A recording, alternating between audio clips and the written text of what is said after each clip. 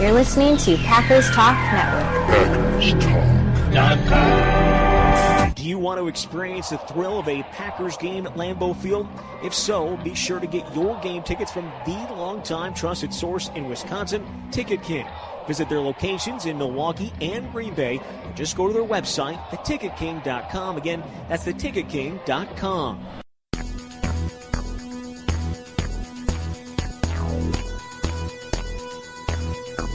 Packers Therapy.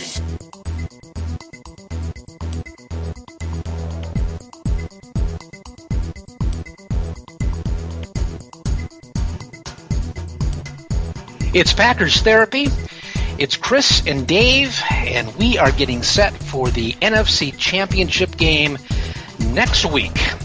Dave, everything I have read so far from last night when the game was done, all through today, we're recording this on Monday night, the words that have come up repeatedly are instant classic.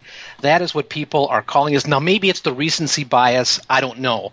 But everywhere I read, every podcast I listen to is just raving about this game, what great entertainment it was, how exciting. What do you think? You think it was an instant classic? I sure like the outcome. I like the outcome, too.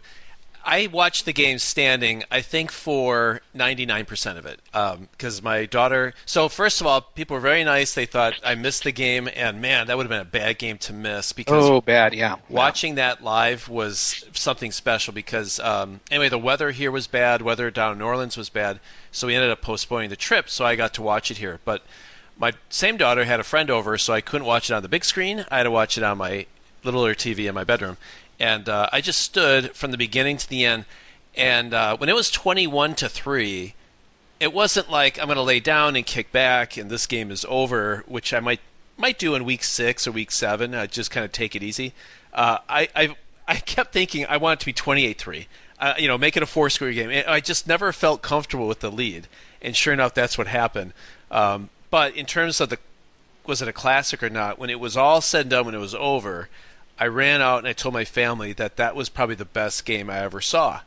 I don't know if that's true. That was just my reaction. If I really think about it, the Super Bowl or, Favre's dad dying or, there's a bunch of games that are just crazy. But this is up there because it was so dramatic. It went up, it went down, and then I thought, I know what's going to happen. I know we're going to go to overtime and we're going to lose. And because it's not just that game itself, it's all the games and press and all the stuff before it that led it up to that dramatic point that when he kicked the ball and it started to go left, and I looked at it in slow-mo, you can literally see the goalpost to the right of the ball, and it hooks back and it's good. It was almost as if someone said, suspended your death sentence or something, right? I mean, it was like I knew I was going to have disappointment, despair, and it lifted away from me just suddenly, and it was so great. Certainly, instant classic is a fair description of it, but I think it's one of the best Packer games I ever saw too. What do you think about that? Yeah, that's interesting. Again, I've seen a lot of Packer games in my life. So was it the best ever? This I will tell you. I noticed toward the end of that game, I could detect the tension. I mean, my heart rate was up. In fact, I'm looking at my breathing. I didn't. Should've. Because, well, I actually thought about that, but I didn't. I wanted to experience the moment and the excitement, and we have seen so many great clips of fan reaction to it. My favorite so far is Captain Dave. He posted a little Vine to his Twitter account. His reaction, when the ball goes through that lower left-hand section of the uprights, and he's running around the house, and it was just this heart-pumping excitement going on, and I really wanted to experience it, and I'm glad that I did, because that's what being a fan is all about, is having that kind of excitement. But I was right there with you. When it was 21-3, I was waiting, for the other shoe to fall. And I'm thinking about Seattle 2 years ago.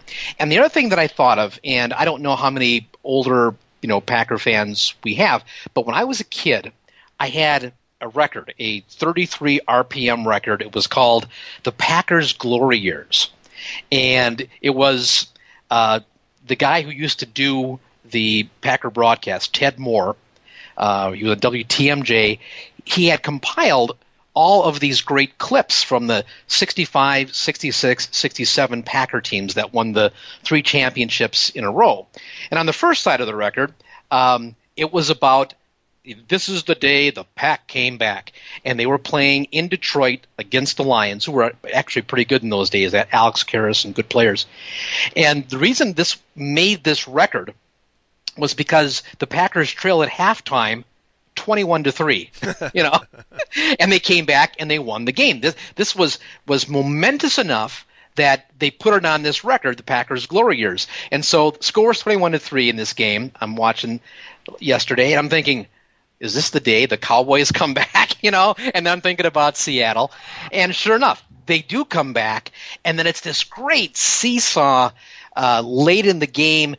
Mason Crosby, it is so good that he is as stoned as he is because his heart rate is nice and low. He's able to chill. I know he's got some residue from the Doritos on his hands. I know that can be a problem. But not as But exactly right. Yeah. He is as clean can be from the knees down. And, from the neck up, the guy is completely stoned. But he was nails in the last minute and 33 seconds. 2 50-yard field goals, and then you mix in the Cowboy 50-yarder plus.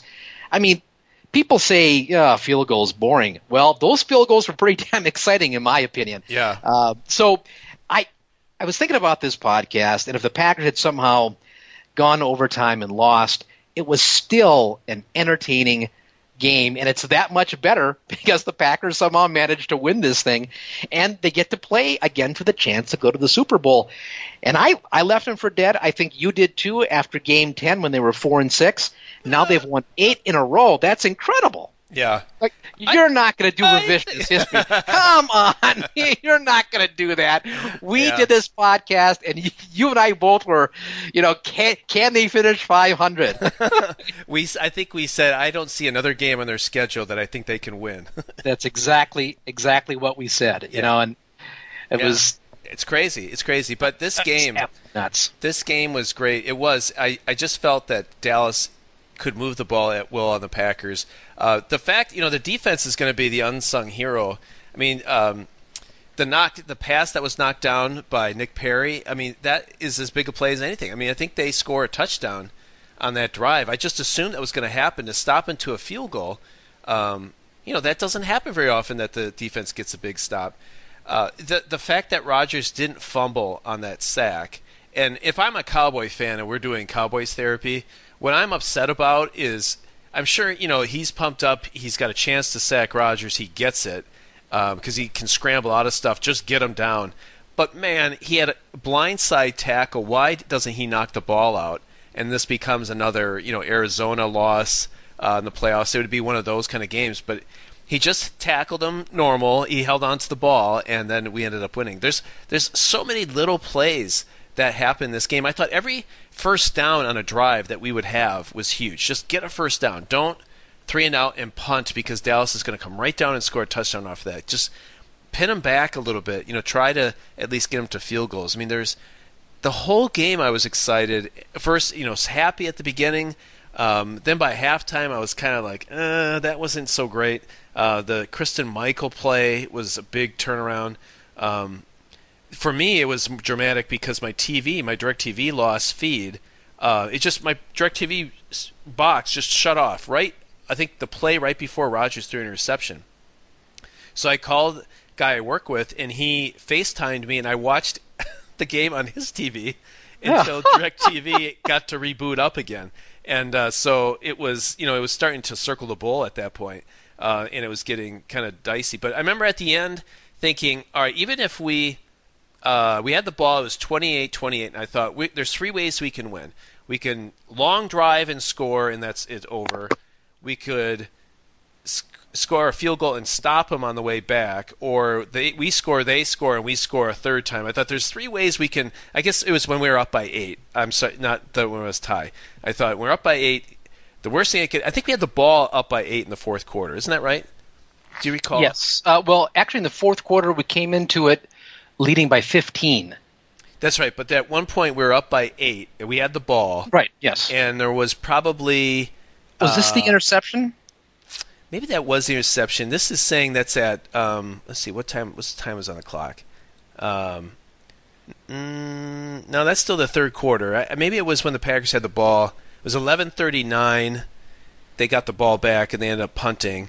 Well, anyway, it was one point I remember saying to myself, either we're going to score and go up by 2 scores, we'll end up punting and they'll score, and then we can score again, or maybe our defense will stop them. I thought there were all kinds of ways, and it just played to the worst of every possibility that could happen to end up tied 31-31, but we still pulled it out. I'd like if someone could go back and think how many times are games like that we end up losing, because I am programmed to expect that we're going to lose that game. And to win it is so unexpected and such a joyous thing. It's just a great day today, knowing I have all these things to read and listen to, and do the podcast and be happy about it. It was great. It was great. Well, you're not alone in that, of course. I didn't work today. It's ML King Day, and the place I work is closed. Me too. But I know that some people did work, and one of our good friends in Seattle, Jared, worked today, and he said he did a presentation at work. He's an engineer. He's, in fact, our staff engineer here at Packers Therapy. But he was able to put up on the screen, some Packers-related stuff during his presentation. So he's enjoying it in Seahawks country. I think a lot of people were just having that same kind of great vibe. And I think, in a way, it's more special to win a game like this in light of the history. And I had to look back at this because one of my friends had texted me and wanted to know why I was, uncertain about the game. And this guy's a Bears fan, and I recounted for him since 2003, that they've lost on the final possession 6 times in the postseason. 6 times in the postseason since 2003, and of the last 7 outs, 5 of them were on the last possession. Yeah. And having that in the back of my mind, and knowing that this league could go away, and it did go away, and then to finally break through, that just made it all the more satisfying. I mean, I don't know what it's like to be a Patriots fan where they've had so much success, even when they've lost some Super Bowls, but they routinely kind of make it there, and the Packers just. They've made it there, but it's few and far between, and this will be their 7th trip to the NFC Championship since the Favre Holmgren Wolf Renaissance began, and in that time they've made it 3 times. So half the time, and then they've had frustration the other half of the time. And I think it's more special when you've kind of tasted the bitterness of losing those games. It just feels so much better when you can pull one out. It's sort of like the reason, summer is so great because you lived through winter. It's the same kind of deal here. So when Crosby makes those field goals, and I did track my data here on the iPhone. I got the Apple Watch. My heart rate sitting watching the game spiked at 105. It went from 77 at rest. Yeah, it was 77. This was just before 7 o'clock. 98, 100, 99, 105, 95, 98, 105 again, and then back down, then 97 and back down to the 80s. But, I was obviously getting a lot of visceral excitement out of what was going on during the game. And that's why you're a sports fan, is to get into it and win or lose, to really experience those emotions, and then to have the chance to share it with other people. In our case, we get to do it on a podcast. We do it on Twitter, Facebook, where we got a tremendous Facebook post from Mike Mikowski. You want to describe that thing? It is fantastic. I don't want to ruin it for you. You got to go to our Facebook or find it on Twitter somewhere. It's a replay of the Hail Mary that Rodgers threw against the Giants. You got to see it without description. With some enhancements. Yeah, there's some enhancements. It's great. Yeah. It's great, yeah. I saw one enhancement where they showed Eli Manning throwing the Hail Mary in 2011, and by the time it comes down, Cobb catches it in the back of the end zone. So they flipped the video. I thought that was cool, but this one's better. But yeah, it was fun after the game. My phone kind of blew up with messages and emails, and then all kinds. I mean, Twitter was nonstop. I think I probably watched the post-game stuff on TV, NFL Network or ESPN, and just sat and stared at Twitter, reading and responding. Oh yeah, and it took a long time. That's the first time I remember taking that long a time just to kind of respond and do stuff. It was great. It felt like, it wasn't just those guys won. It felt like we won, and exactly. I'm in St. Louis, and I'm not there, so I'm not at the stadium. I'm not at a bar with a bunch of people. I'm home alone, and yet I felt like we all won, all the people that do the betting lines, people email, it's just we all won together, even though I did nothing but try to give my advice to McCarthy and Thompson to a podcast. But it felt so great. And the other thing that I think is really fun to watch in this game is that it's fun to watch excellence, right? And I really think, and we've talked about this before, with many times where Rodgers is just playing at a different level, but I don't, and I remember the Atlanta game in 2010 playoffs where he scrambled around and just carved up Atlanta left and right. And I remember thinking, he is amazing. But I think my amazing level is kind of going to a new level in this last few games, because it's not just the athleticism, the ability to pass.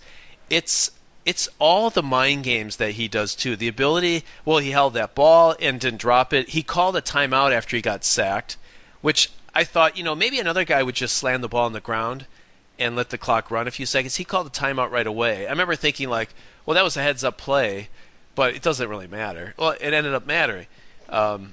His excellent play is really something else. I still think he is an arrogant guy. You sent me the article about him and his family and all that stuff. What's in the New York Times? Yeah, right. And that's a sad article of what's going on there. But man, he is playing at such a high level. I'm glad he's on my team. It's not Jordan, Larry Bird, or other great players, Ken Griffey Jr., Bo Jackson, like these really otherworldly players are always on some other team.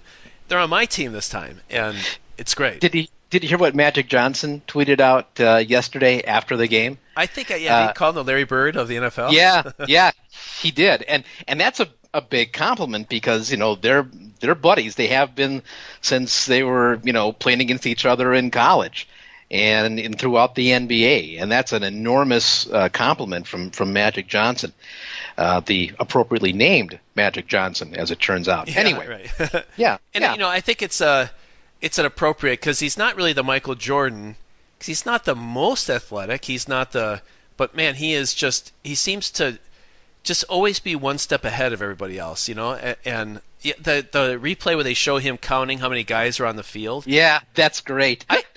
When we see that on TV, you think of course, from my camera angle, I can count him too. But when you're on the field, he's behind a bunch of guys, and he's got to see over the line of scrimmage, to see they're a bunch of guys, and somehow he sensed that they had too many guys, and he's always thinking that way rather than what's next play. I mean, he's aware of everything around him. It really is an amazing feat that he's shown, and I think the other guys around him are picking up their play because they don't want to let him down. That's I don't think we called him a leader back when they were losing, but I think the leading by example, if there ever is such a thing, which I don't think leading by example is the best way to lead, but I think in this case, I think it's pretty appropriate.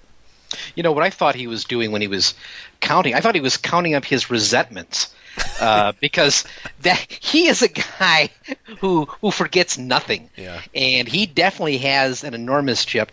I don't know if that's part of the problem with his family, but he does not forget a lot of stuff. And that article, mentioned that, he was a 5'3" freshman, and, he's always in his mind at least, been underestimated and had to go to Butte Community College, and he hasn't forgotten all of these slights. And so when I saw him counting up the players, I thought he's either that or he's just making a list. You're on my list, buddy, and that's not a list that you want to be on. You do not want to be on Aaron Rodgers' list. I'm glad he's on our team. I'm glad he's our guy. And he's been a great quarterback, and he is a Hall of Fame quarterback, and he's had an 8-game stretch that has been absolutely remarkable. But is he a guy I want to hang out with? I don't know. But I don't think you get to be Aaron Rodgers or Tom Brady or Peyton Manning or any of these guys, Brett Favre, without having that level of cocksureness, the arrogance, I guess, that comes with being the man and being that guy, that level of confidence, being able to use those kinds of slights. I mean, Michael Jordan did that. It's legendary. Right. Michael Jordan, being cut from his basketball team in high school, and how all of that stuff, he never forgot it, and a lot of trash talking. I guess Larry Bird was that way too. I guess he'd be playing against it. He'd be talking to you the whole time. It's just a way I think guys in that position, that's the way they are. Now maybe not Bart Starr, although in those days it wasn't documented the same way, or Johnny Unitas. But I still don't think that even those guys got to be there and on those pressure situations without having an extreme sense of confidence in themselves and their ability, and they had to motivate themselves some way. I think it just kind of comes with the territory. And on balance, there's a lot of good quarterbacks. I think the Packers are going to face a good one in the NFC Championship game. You can't argue with Matty Ice and his 117 quarterback rating. I've never been a huge fan. I thought he was overrated. The guy's had a great season, and he's joined that top rank of NFL quarterbacks. But I don't think you get to be in that conversation unless you're pretty sure of yourself and you're pretty confident and you can motivate yourself. So I'm glad the Packers have their guy, even though it wouldn't be a disaster to have a Matt Ryan. I'm glad the Packers have their guy, and he appears to be at the top of his powers. And hell, if Tom Brady is any indication, the Packers might get 4 more good years out of Aaron Rodgers, and that wouldn't suck at all. No, that surely wouldn't. The other thing that changed my mind about him a little bit in this game is another thing that Jordan would do is he would yell at his teammates when they weren't giving their best, and he or wasn't concentrating, whatever it is. And this was another game where something happened, and who knows who's at fault? If it's the line not protecting, is it guy ran the wrong route? But it's never Rodgers, right? Because if there's something that doesn't work, he's up and yelling at somebody. And I thought to myself, I thought when he was yelling at Allison, I thought, don't yell at Allison because he's a rookie and you don't want him to get the yips, right? But then I thought, let's do the yelling. Make everyone be excellent with you. And even if it was just as much as his fault as anyone else, let's demand excellence on this team. And I think that's what he's doing. And it's pretty amazing. Watching Allison play in this game, he had a few catches that's like, hey, he looks like a real player. Devontae Adams really looks sharp. He ended up getting hurt, and I thought, oh, no. But, he's become a guy that now is, next year we could think is potentially a Pro Bowl player. I never thought that would happen. And the Randall Cobb, he is who he is. And Jared Cook, this is, for me, the reason why you signed free agents. If that was Richard Rodgers out there, or who is the other tight end that they had that if they didn't have Cook, they'd probably have Justin Perillo, yeah. Or Perillo, yeah. I don't know if Richard Rodgers is making that catch on the sidelines. Probably not. Yeah. So, let's go ahead and let him yell. I'm ready to let him yell all he wants. I suppose if I'm a teammate, I probably don't care for that much. But as a fan, I want excellence, and he demands it. Well, Tom Brady did that, and Peyton Manning did that. There's even that legendary story about, Bart Starr. I think it was the Thanksgiving Day game, 1962, the only game that 62 team lost. I think he got sacked like 8 times in that game. And that legendary story about, Bart Starr, getting on the offensive line and, swearing at him, And this is the mild-mannered, God-fearing, Bart Starr. So I think that just kind of comes with that particular territory. But I think the difference, Dave, is how it's perceived. There's all these guys have sort of a mythology around them. Yeah. And, Bart Starr had this choir boy kind of sense about him. And there's a certain mystique around Brady and Manning. And so when they yell, there's a context. And I think Aaron Rodgers has a different sort of context, that people, when they see him yelling, he's a spoiled, petulant, arrogant SOB because, he didn't come off well in the 60-minute interview. Yeah. And because his brother said kind of crappy things about him on the Bachelorette, right?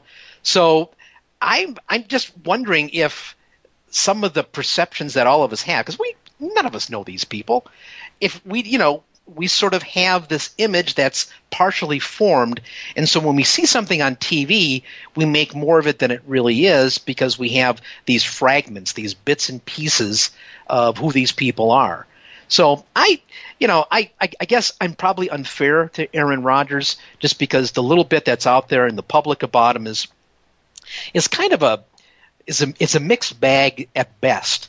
I think I liked him better when he did the radio show because you heard him every week, and he generally, I thought he came off pretty well in the radio show. He doesn't do that anymore, and just the fact that he doesn't do it, you begin to say, well, what is this guy? Is he too good for this? Has he gone Hollywood? All those kinds of things. When maybe it's none of that, but you begin to make up reasons why he is this way. So then you see him yelling on the field, and you put it together. Doesn't do the radio show anymore.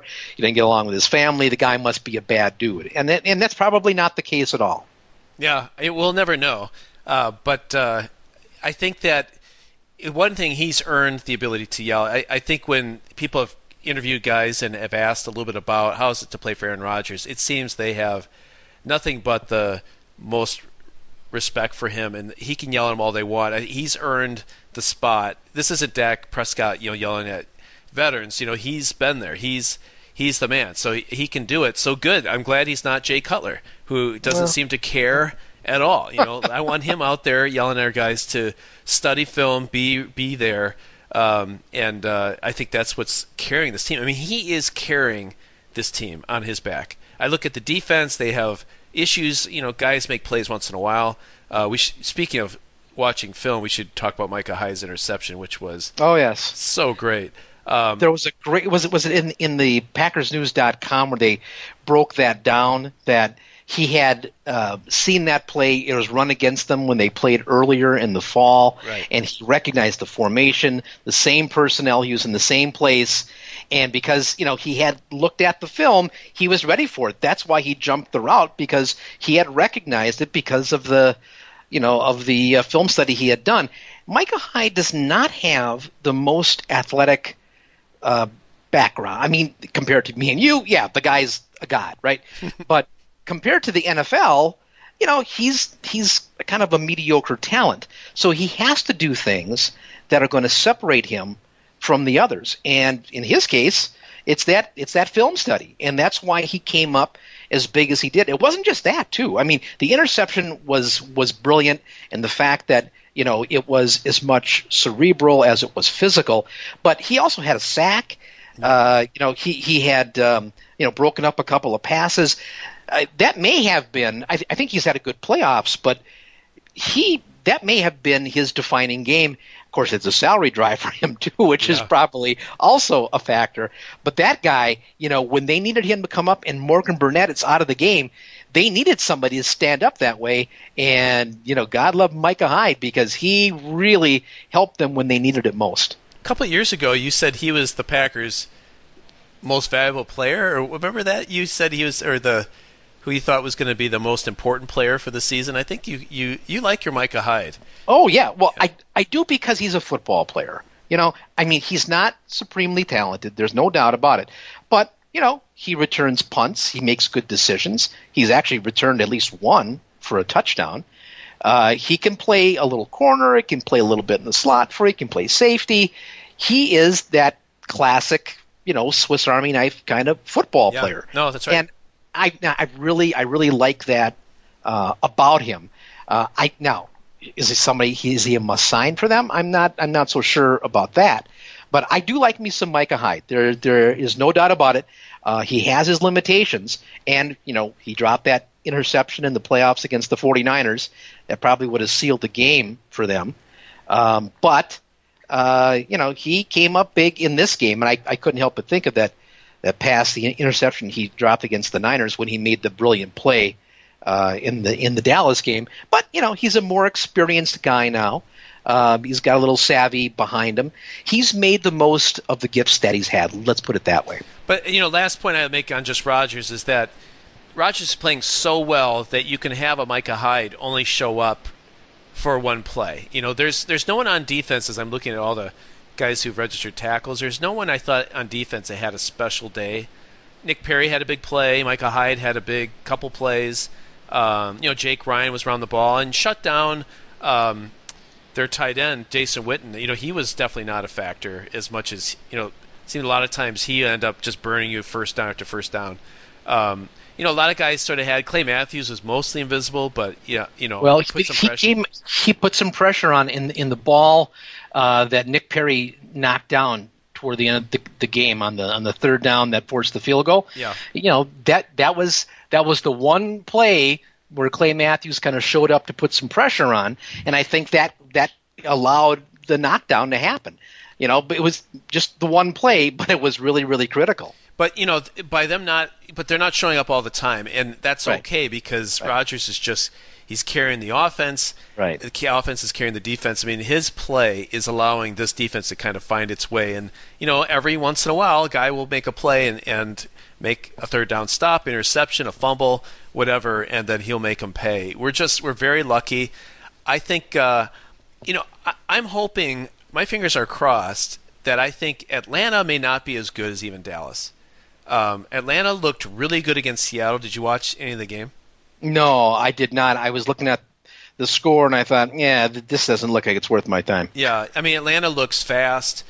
Defensively, they looked, pretty. They really put pressure on Russell Wilson. But Seattle's offensive line is really terrible. Good. Yeah.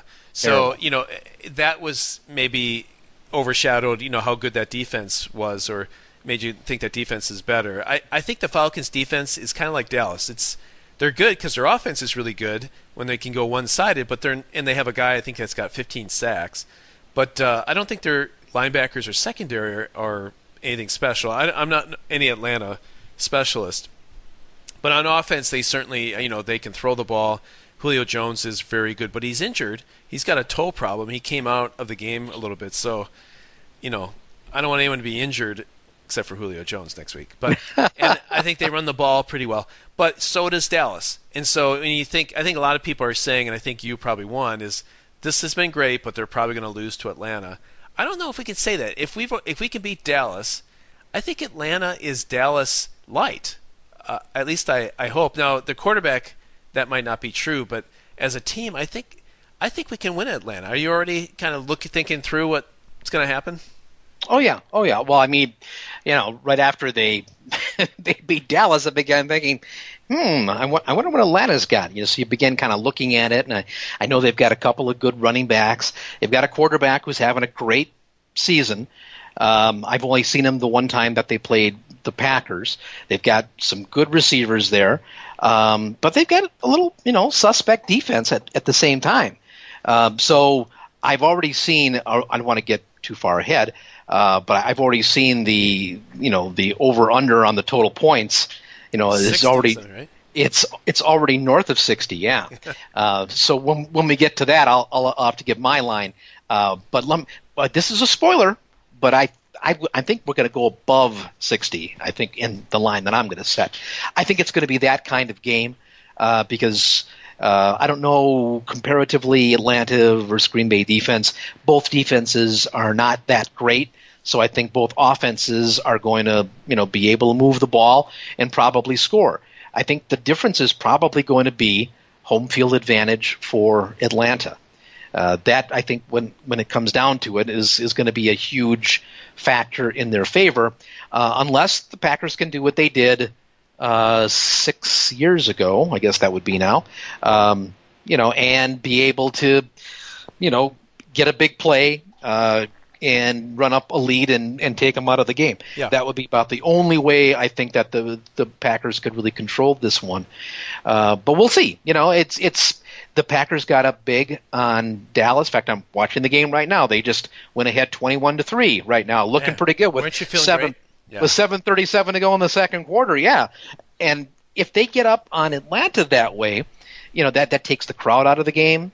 That makes things a lot more possible. But if it's going to be a game like they had in the middle part of the season when they were struggling in that 4-game losing streak, you remember they were falling behind.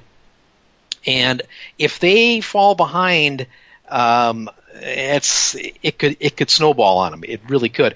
But if they're able to get up early or at least stay blow for blow with Atlanta, I definitely give them a chance. But being on the road, that's always going to be an uphill battle. Well, I just it's key for all the games is that the offense has to score and score and score. And the big break for us is the fact that we're playing in a dome. I think they can run their offense and be, Rodgers can be Rodgers without any weather, any factor in a dome. And I just think he is just above everyone else when the elements aren't a factor. So I certainly, if they, like the Giants, take 5 series to get on track, then I think they'll be out of the game by then. It'll be too late. But this is the formula. I mean, you get the ball, you score. You hold them to a field goal, whatever, and then you get the ball and you score. Now it's 14-3. And, I hope Matt Ryan will throw interception. Dak Prescott was pretty sure of the ball other than that one play by Micah Hyde. But other than that, there wasn't – I guess there was one drop by Gunter that we had an opportunity. Right. It was right through Gunter's hands, which is a shame. And there was also the one play where there was the collision between Burnett and Gunter. Yeah, that's right. That could have been. Yeah. That was, I'm not sure he could have picked that or not. But, there were opportunities for more than the one interception that they did get. I don't know if you're going to see that. I mean, Matt Ryan's a veteran. He's been around a while. He's had a great season. I'm not sure you're going to see quite as many opportunities. If you get them, you're going to have to take advantage of them because you're not going to get a lot of them. I think, he's a little bit more of a in-the-pocket passer, though. So I think the difference will be, I think Atlanta might have a better pass rush given they have one guy that I think is pretty good. But Rodgers can scramble out of that stuff. And like in 2010, if he gets a lot of pressure and gets outside by himself, then I think he can do a lot of damage. Where Matt Ryan, if he stays in the pocket, and what we need is we need a return to a high level of Clay Matthews in this game. He got embarrassed against Dallas. Peppers, Matthews, Perry, they need to put a ton of pressure on Ryan. And if we can get a couple of third down stops early and our offense scores, that's the formula. I mean, I could see where we get behind pretty fast and we lose big. I could see the opposite with this game. I'm not picking against them myself, but we can get there maybe toward the end. I just have one more thing I wanted to mention before we get the break. Mm-hmm. One thing that was talked about, do you think McCarthy did a McCarthy and went too conservative and almost blew the game at the second half? I have heard people talking about that today, and I think that is completely wrong. And the reason is, at that point in the game, they needed to take time off the clock, and they also needed to make Dallas use their timeouts, and it worked. And that they used one, right? Well, I think they used 2 because they were down to they had no timeouts left after that was done. Is that right? Well, Dallas didn't really need timeouts. I mean, it wasn't a timeout game. I guess they didn't call timeouts as the Packers were driving. But then they would have gotten the ball back with, 10 seconds left or something. But I didn't think that timeouts was the issue. But I thought there was one play when they ran, or the passing that they did was short stuff, and they never it felt like the offense kind of shifted a bit and got a little bit more conservative. No, I don't think so. The what I have heard is people complaining, and in fact, I think the first hour of the morning show on the Fan 105.7 in Milwaukee was more of a post-mortem on a game that they lost rather than a inspiring victory where they were, being, critical of play calling and people calling up and they're, upset about this. And because what would have happened, right, if the Packers had lost. I mean, that would be exactly where all of that, commentary would have gone. But I think what they were trying to do right there is to force Dallas, to take time off the clock and or use their timeouts. And it was really strategic. It wound up, I think, helping them later on. I think they set that up well. Now, I wish they hadn't lost 5 yards when they tried to run Montgomery to the left and they got blown up and lost 5 yards. I mean, that wasn't cool at all. And they wound up having to try a 56-yard field goal. What I would have liked to see, I would have liked them to run. That would have been good. But why don't you run to where your good run blockers are? Run to the right side where you've got Lang and you've got Bulaga. To me, that would have been, if you're going to run the ball, if that's what your strategy is, then run it, I think, where you're the strongest. Now, I know with the hash mark, maybe they wanted to go to the wide side of the field or there was other reasons for it. But to me, I would think going to the right side on that would have been a lot better. Instead, I know that they wind up, kicking the field goal. It winds up fine. But I still would have had the other 5 yards that they lost on that play. It would have been nice to have that. So I was perfectly fine, with what they were doing at that point, because they knew that they were going to have to kick the field goal. They were going to get the lead, and they wanted to leave Dallas with as little time and as few timeouts as possible. And I think that was a really good strategy. What wasn't so hot was losing those 5 yards and making Crosby hit from 56. Yeah, I think I disagree with you. I found the part of the game that I thought that, and I think everyone else did too, was on the last series before the first field goal. Montgomery up the middle for 2 yards. That was when there was a minute 52 seconds on the clock. Dallas calls a timeout with a minute 48 seconds left. Then on 2nd and 8, they do a left tackle running play to Ty Montgomery. He loses 5 yards. And then they call their second timeout. So they're making him kill those timeouts, which is great. That's correct. And they won the game, so it all kind of worked out. I think that's the textbook way to play at that situation. I think you're an underdog, you're away, you've got a chance to win the game. I think on second down, I don't think you throw 35 yards down the field, but I think you put the ball in Aaron Rodgers' hand and not give it to Ty Montgomery going left. Unless they kind of sure. thought. Yeah. I would have run to the right side. Yeah, I agree that, I don't know if that's what I would have done, but I definitely would not have passed. Because by running, that forced Dallas to take their second timeout. Now they've got one timeout left. Now, you could argue on third down, I don't know if it's Rodgers, it's McCarthy, but they threw the ball way downfield. And I don't know, they needed, that was 3rd and 13. They probably threw the ball 20, 25 yards down the field, and also to a receiver who at that point is playing on a bad ankle, right. Don't forget. And so that was a dicey decision too. I would have liked to see there, something more like a 9-yard slant and let the guy run a little bit, or if he doesn't run, at least it's closer for the field goal and the clock runs. And then Dallas has got to decide, do they want to let the clock run or take the third timeout? The play that they ran instead, I thought, was one that had a low chance of success because the receiver in the pattern is injured, and it's also downfield. Why not go with something short, get those yards back that you lost on the previous play, keep the clock running, and make Dallas make that decision about the timeout? Yeah, so again, on the pass, though, I don't know if that was the number one receiver. I don't know why the quarterback chose the receiver he did. And for a guy who is as detail-oriented as Aaron Rodgers, why would you go to a guy who had left the game after getting rolled up on? Why would you think he's going to be able to make a play in that situation on a difficult pattern?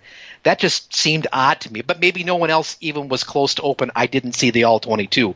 It just seemed like an odd decision to me to make at that particular time. Yeah. Well, that's fair. It would have been nice if they'd completed that pass. I don't know if the outcome. Well, who knows? Maybe Dallas ends up kicking a field goal and there's no time left, because they let 35 seconds go off the clock. So maybe it all worked out for good. But I just think on that 2nd and 8, I think textbook would say run it, make them call a timeout. I think the context of the game is that we're losing momentum. I need to get a first down here. I'm going to give Aaron Rodgers 2 shots rather than Ty Montgomery 1. But it worked out. It's not. You're right. It's not something that should be the main focus of this game. But I think sometimes McCarthy's kind of his instincts of when to be aggressive and when not to be aggressive just seem to be opposite. And it's not just the outcome that I'm measuring by. It's before it happens. No, I understand. I understand what you're saying.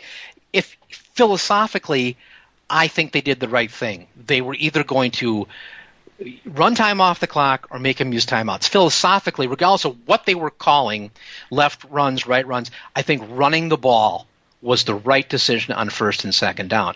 I think passing the ball on 3rd down was the right decision, although I wasn't crazy about how they actually tried to pass the ball. What you're saying, I think, and what people on the call-in shows were saying is that don't take your foot off the pedal. You're a passing team.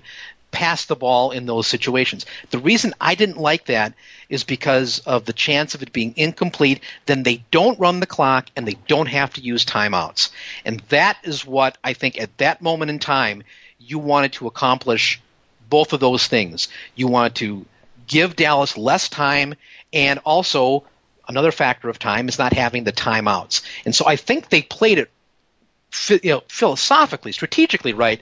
What they did on a practical basis was not good. I mean, losing yardage, trying for a difficult pass pattern. The execution was poor. I thought the idea was right. I wonder if they ran the same play as they did the series right before that. There was a 1st and 10 on Green Bay 41, and Ty Montgomery ran for 9 yards, which I thought was great because at 9 yards you're going to get a first down probably with 2nd and 1. And so more time is kind of clicking off the clock. So I wonder if they went back to on 2nd and 8. Let's go back to that play because I think that was left tackle, and I wonder if Dallas just saw that was coming. So I don't know if we'll ever figure that out. But I just thought if they could have done a play action there and do a short safe pass to a slanting Cobb or someone, I think that would have been a better play. But it all worked out. As I said, if maybe they complete a pass, they get a first down, but then we punt on the next one, maybe Dallas gets the ball back and ends up scoring a touchdown. So it all worked out. Having said all that, we should take a break. I think we ought to take a break. And we need to kind of fan off here to kind of take a towel and sort of dab the perspiration off our brows here a little bit. Packers win a thriller, an instant classic. They win by 3 points, 34-31 at Dallas, to earn the right to play the Atlanta Falcons at the Georgia Dome on Sunday coming up. So we're going to come back. There's a couple more things to cover about this game. We've got betting lines to get to. We had a ton tweets and emails that we need to also address. So we'll have all that coming back when Packers Therapy returns. As promised, it's more Chris and Dave and more Packers Therapy. I don't know, Dave, if you read Pro Football Focus. Oh, yeah, I read. Well, I know that. I do believe you've graduated from Dick, Jane, and Spot, so congratulations. Yes, I have. Not into compound sentences. It's excellent. I know. You are an amazing man. You're a Renaissance man. Yeah, right.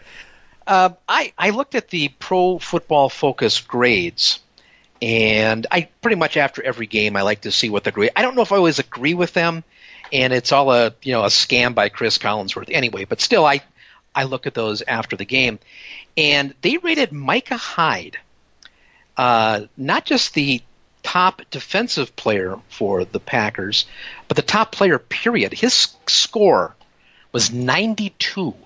I mean, it's rare you get anybody in the 90s, at least for the Packers. For comparison's sake, Aaron Rodgers rated 88.1, Jared Cook 86.4, Ripkowski, 83.5. Bakhtiari, 82.8. Lane Taylor with an 81. Those are all solid scores. What did Demarius Randall have? Yeah, they only have the top 5. Randall, I'm not sure, did well. But a 92 for Micah Hyde. No doubt that he had a strong game. We were talking about that in the first half of the show. I was really surprised to see a grade that high. I mean, the guy did play well. He had a sack, passes defense, the interception. He did play very, very well. But what really surprised me was Kenny Clark came in at an 82.2. He's the second highest rated defensive player. And Kenny Clark, for the first time, showed me, the kind of player that he might be for them going forward. On a screen pass in particular, I want to say it might have been second half, where he was able to kind of sniff that out and go, and I think it was against Ezekiel Elliott. Screen pass, and he was able to tackle him, I think, for no gain or maybe even for a loss, showing good awareness, but also some athleticism in space that we really haven't seen from him in the past. I thought he had a pretty good game, and I think that was really encouraging. Maybe he's, kind of figuring it out now, and they certainly need, from their first-round draft choice, I think they certainly need some production there. And when you're going up against the Falcons team that's got, 2 good running backs, it would be an excellent time for Kenny Clark to come around. Yeah, that's right. Well, first of all, I don't remember a single play where Ezekiel Elliott had a loss. I felt like that guy would get hit at the line of scrimmage and then fall forward 4 yards, just like Emmitt Smith would do. And it's maddening to think, we beat him, but I'm afraid these guys are going to be a thorn in our sides for the next couple of years, unless they do a really bad job drafting on defense, and hopefully they can run into some injury problems. It feels like none of their guys ever get hurt. Dallas, I don't follow the Cowboys, not Cowboys therapy. It didn't seem like they had a lot of injuries all season. They lost a guy during the game, one of their defensive backs. Yeah, that's right. But, it seemed like they had been relatively healthy pretty much all season. The Packers, though, the only guy who couldn't come back was Morgan Burnett. And I got to tell you, if that guy can't play, that is going to be a huge problem for them defensively against the Falcons coming up. Now, still, they had guys come back, but, you had 17, he went out, he was playing gimpy. Both of your tackles, your right tackle and your left tackle, both of those guys hurt.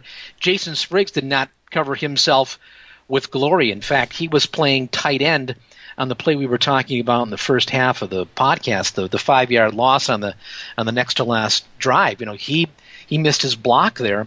That guy is I think there's potential there, but he's just not ready for prime time. He's not filled out yet the way he's going forward.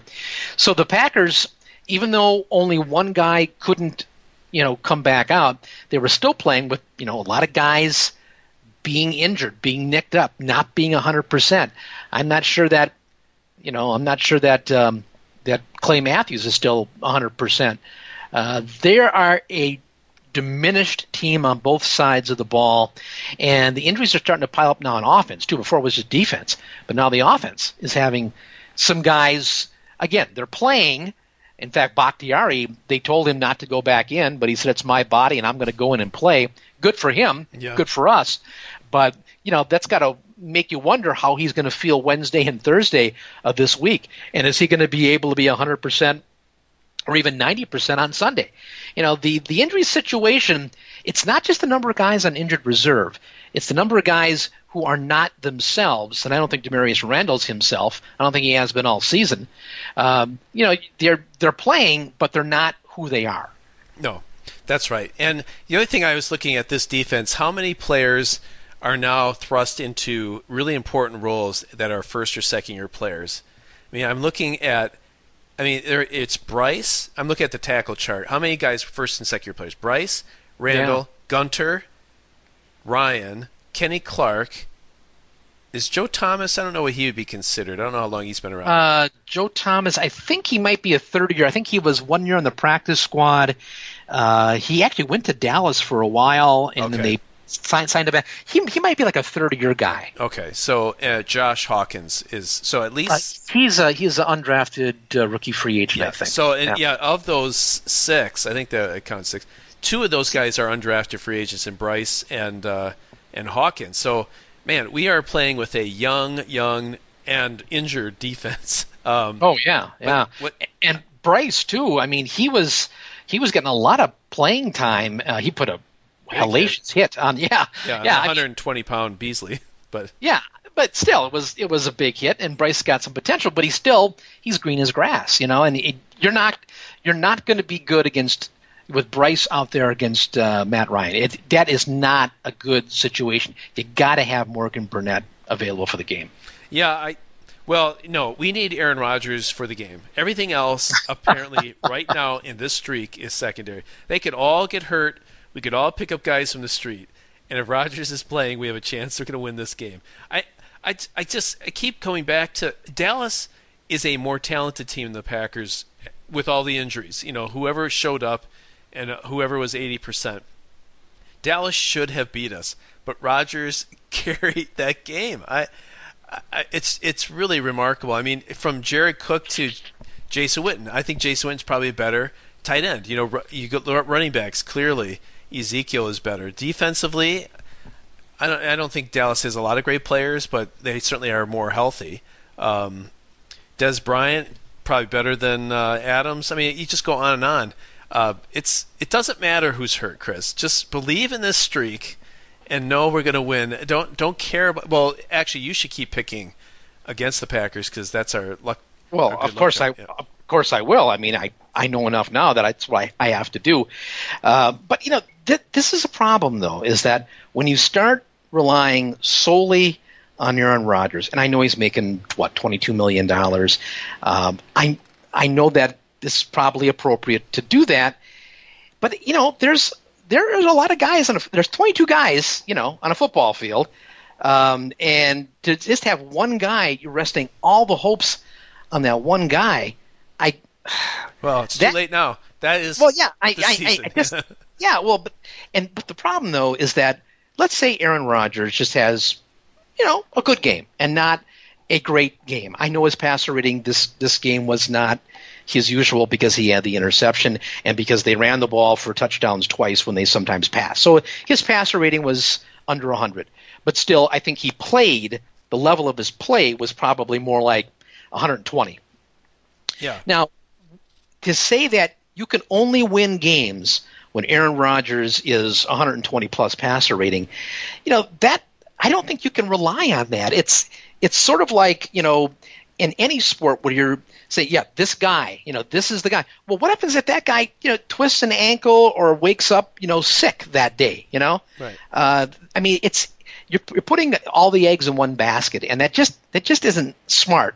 And so I'm just hoping that Aaron doesn't slip on the soap in the shower this week or something like that, because that's just way too much emphasis on what one guy can do. That just makes me nervous. Or he just has to have a great game. You cannot have an off game. And I don't think that's a formula for winning. You have to spread it out a little bit more. Now, I think Atlanta, they've got a better running game. I think they're deeper at receiver. That, I think, gives them the advantage besides being at home. I think the Packers win the quarterback battle, but I think Atlanta's going to win the battle of the other skill positions. The lines, I'm not sure. I think the Falcons have an above-average line, as I recall from reading, but the Packers, I think, have, if not the best, maybe second only to Dallas. So, but they're great at what they do, right? Yeah. I mean, right. They can exactly. Those extended plays and not get called for holding is so critical. Any series that we had, if there was a second down, he throws for a first down, moving the chains, all of a sudden penalty, there's a holding. Now it's 2nd and 18. That never happened.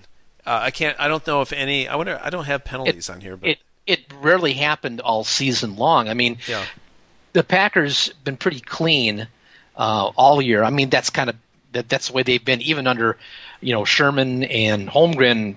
I guess Ray Rhodes was different, but the coaches, the mics that they've had as coach over the last 25 years, they aren't penalized much at all. That just isn't who they are. And it's remarkable to me when it's taking 6, 7, or 8 seconds that they're not holding. I mean, that's just remarkable. Of course, with the crew, Dave, that refereed this game, I'm all for letting the guys play, but there was a lot of grabbing and physical play both sides. I think the Packers got the worst end of it, but man, the refereeing crew was missing a lot of stuff. I guess if that's what they're going to do, I love it. I wish they wouldn't call every ticky-tack thing. But certainly if a guy is going to grab your jersey off your shoulder pad, that's worthy of being called. And it affected the play. It wasn't right. I don't know how they missed it. It wasn't on the other side of the field or the ball was thrown way over his head. I mean, it was definitely an issue.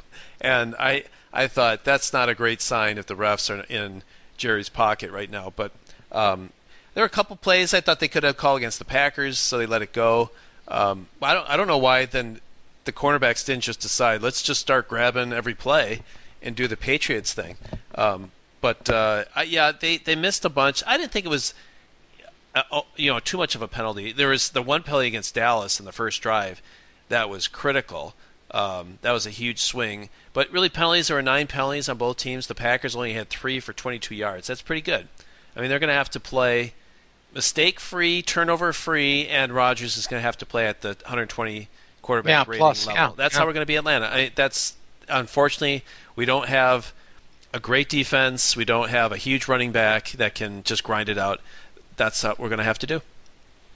Well, I think what you're saying is that you're picking the Packers to win in a laugher. Is that correct, Dave? If they win, I will be laughing. I'll be giddy with laughter. I think there's a lot of this feeling that similar to what the Atlanta game in 2010 to me is. I remember back then they were a really dangerous kind of a full diversified type team. They were the top seed, right, that year? I think they were, right? Yeah, I'm pretty sure that they were top seed. It wasn't because the Bears weren't. The Packers were the bottom seed. They were 6th. And so when they won their first game against Philadelphia, then that would mean that they would play the highest seed remaining, and that would have been, so Atlanta was the top seed. Yeah, and but the Packers went in, and they got up on a lead, that Atlanta's not a great football town, so the crowd isn't into it. There's a lot of Packer fans there. I get this feeling we're going to see a similar, otherworldly show by Rodgers, and I think we're going to win this game. Yeah, I think the defense is going to play better. I think the defense is going to – I think the pass rush is going to be more of an issue. I think – I'm going to call this game the revenge of Clay Matthews. I think he got embarrassed by Ezekiel Manuel. Who's that? Ezekiel Manuel. Ezekiel Elliott. Yeah, you're thinking of the one play where he kind of danced away from him there. Right. He was also stymied by the left tackle, and I can't think of his name. The guy, but he's good. He's good. Yeah, that guy is really good. And my son pointed out to me during the game the way guys are cut now. You remember, and there are still some guys who are built like Mark Tauscher, right? Kind of roly-poly and sloppy, and you don't get a lot of that anymore in the NFL. And that dude playing left tackle for Dallas. Yeah. I mean, that guy was like just a big man mountain rock kind of dude. Right. So he's athletic, and of course he's not the only guy. I mean, that entire offensive line for Dallas, I mean, these guys are terrific. So I could see where they were going to have a hard time, getting to the quarterback. In fact, I think that's a major reason why Dak Prescott has been as good as he's been, because he's got such a good offensive line. And then when you have the running game, that also takes the pressure off the passer. Right. I'm not sure, if he was on a more conventional team with an average line and an average running game, I'm not sure he would have had quite the season that he has had. No question. That's right. So Clay Matthews being kind of neutralized against that line, I'm not going to really fault him too much given the caliber of the opposition. But, they did get a couple of sacks. they did put a little pressure on when they had to. They knocked down, or Nick Perry knocked down a ball when he had to. Nick Perry, by the way, I mean, he didn't grade out well from Pro Football Focus, but, I believe he had a tackle for a loss, may have had a sack in there. Nick Perry, played really well considering the guy has got a club on his left hand or left forearm. Yep. He's another guy in a salary drive, and you start to wonder, maybe that's a guy that they do need to re-sign. I'm not sure if they'll re-sign Peppers, but that's kind of what they have to be thinking about right now. Will that guy show up next week too? It's not just Peppers, not just Matthews, but I think Perry is one of those guys too that they have to look for him to show up. Yeah, so big game by our pass rush, I think, is the formula. We got to score, and I think that pass rush has to be an issue. Get in tight, just don't let Matt Ryan sit back there. And I think you're getting, I'm watching Matthews play, you're getting his effort game. I think Peppers too. I think you're seeing with him, he's not taking any plays off as much as I think in regular season games that he might. And so I think you're going to get extreme effort from our defense. I think they're going to have a good game against Atlanta. A better than we expect. I think better than we saw against Dallas. Yeah, So do you think that they can win or that they will win? I'm going to say they will win. Well, they will win. Okay. I'm not betting against this streak. I'm not betting against Rodgers right now until proven otherwise. I'm sticking with the Packers. I feel pretty much like I did coming into the Dallas game, where I think there is the potential that they could win this game.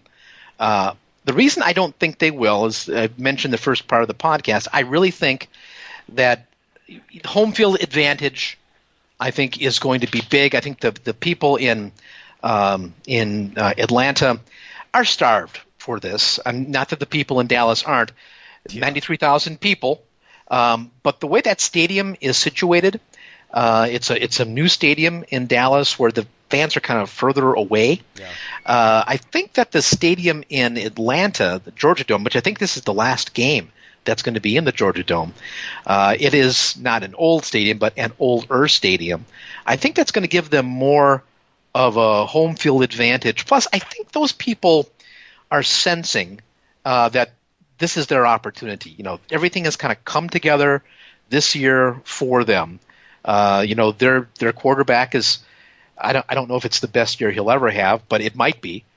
There is something special, and I think that they are going to give Atlanta a real home field advantage. I do think it's going to be a high-scoring game. I think that if the Packers, can play the kind of offense that they've played over the last couple of months, I think they will give Atlanta a game. And if they get lucky, you don't know who's going to get hurt during the game. It's one of maybe Matt Ryan does the Jay Cutler thing, right, in the NFC Championship after the 2010 season where he got hurt. That'd be great. And he's going back to pass. He spins to get away. He twists his knee on the field turf, and he's out. You don't know what's going to happen. So I think the Packers are good enough where they can win this game. I just don't think they will, given the state of their defense. I don't know if Jordy Nelson's going to play. He kind of, I guess, what was it, NFL Network or was it ESPN that was saying that, is a possibility that he'll be ready to play this week. He was non-committal after this game. But even if he plays, Dave, you wonder how much of a percentage you're going to get from Jordy Nelson. 75%, 80%. He's not obviously been practicing because you can't really breathe too well with the rib injury that he's had. So how effective will he be? And is it even good to have him on the field? And I would be curious to know what you think about this. Is it better not to have him on the field when he's not 100% because Rodgers is going to look to him? And if he's looking for 87 like he normally is, and he's not, does that mean he's not looking for 89, 18, 17, 81? This is a concern for me. I'd rather have Jordy not play if he's not going to beat Jordy Nelson, then have him play in a diminished capacity. What do you think? Well, the idea of are they better without him because he spreads the ball around. Jared Cook got a lot more catches. Oh, yeah. Maybe Jordy gets those. Maybe Jordy makes something more of them, if he's healthy. But I think given the rib situation, I don't think you're going to see Jordy, if he play every down like he would if he were 100%. But, hey, if he was healthy enough where on third downs he comes out as one of your 3 or 4 or 5 receivers, I guess they don't do 4 receivers, and, they get on the same page and he can catch a first down and just go down rather than trying to extend the play. I'm all for it. I think, yes, if he ends up being a crutch for Rodgers and he's throwing to him, but I don't see him flying down the field with the ribs. No, because you got to breathe hard, right? When you're running that hard, and then terrible. You have to. Well, you have to worry too about him taking another hit if he's not 100% healed up. That just doesn't make sense. Now, having said that, I'd rather see him on the field than 11. Okay, and right. Davis. When we saw, this goes back a long time in September, when we saw the game, courtesy of our very generous listeners, when we went to Lambeau and watched them against the Lions, I can still see Davis dropping that ball, right to him and no one around him, and I'm just not sure that guy. And you look at him too; he looks like he's on the JV team because he's so slight, And maybe he's going to grow into it, and he's going to muscle up, and he's going to be a fine player.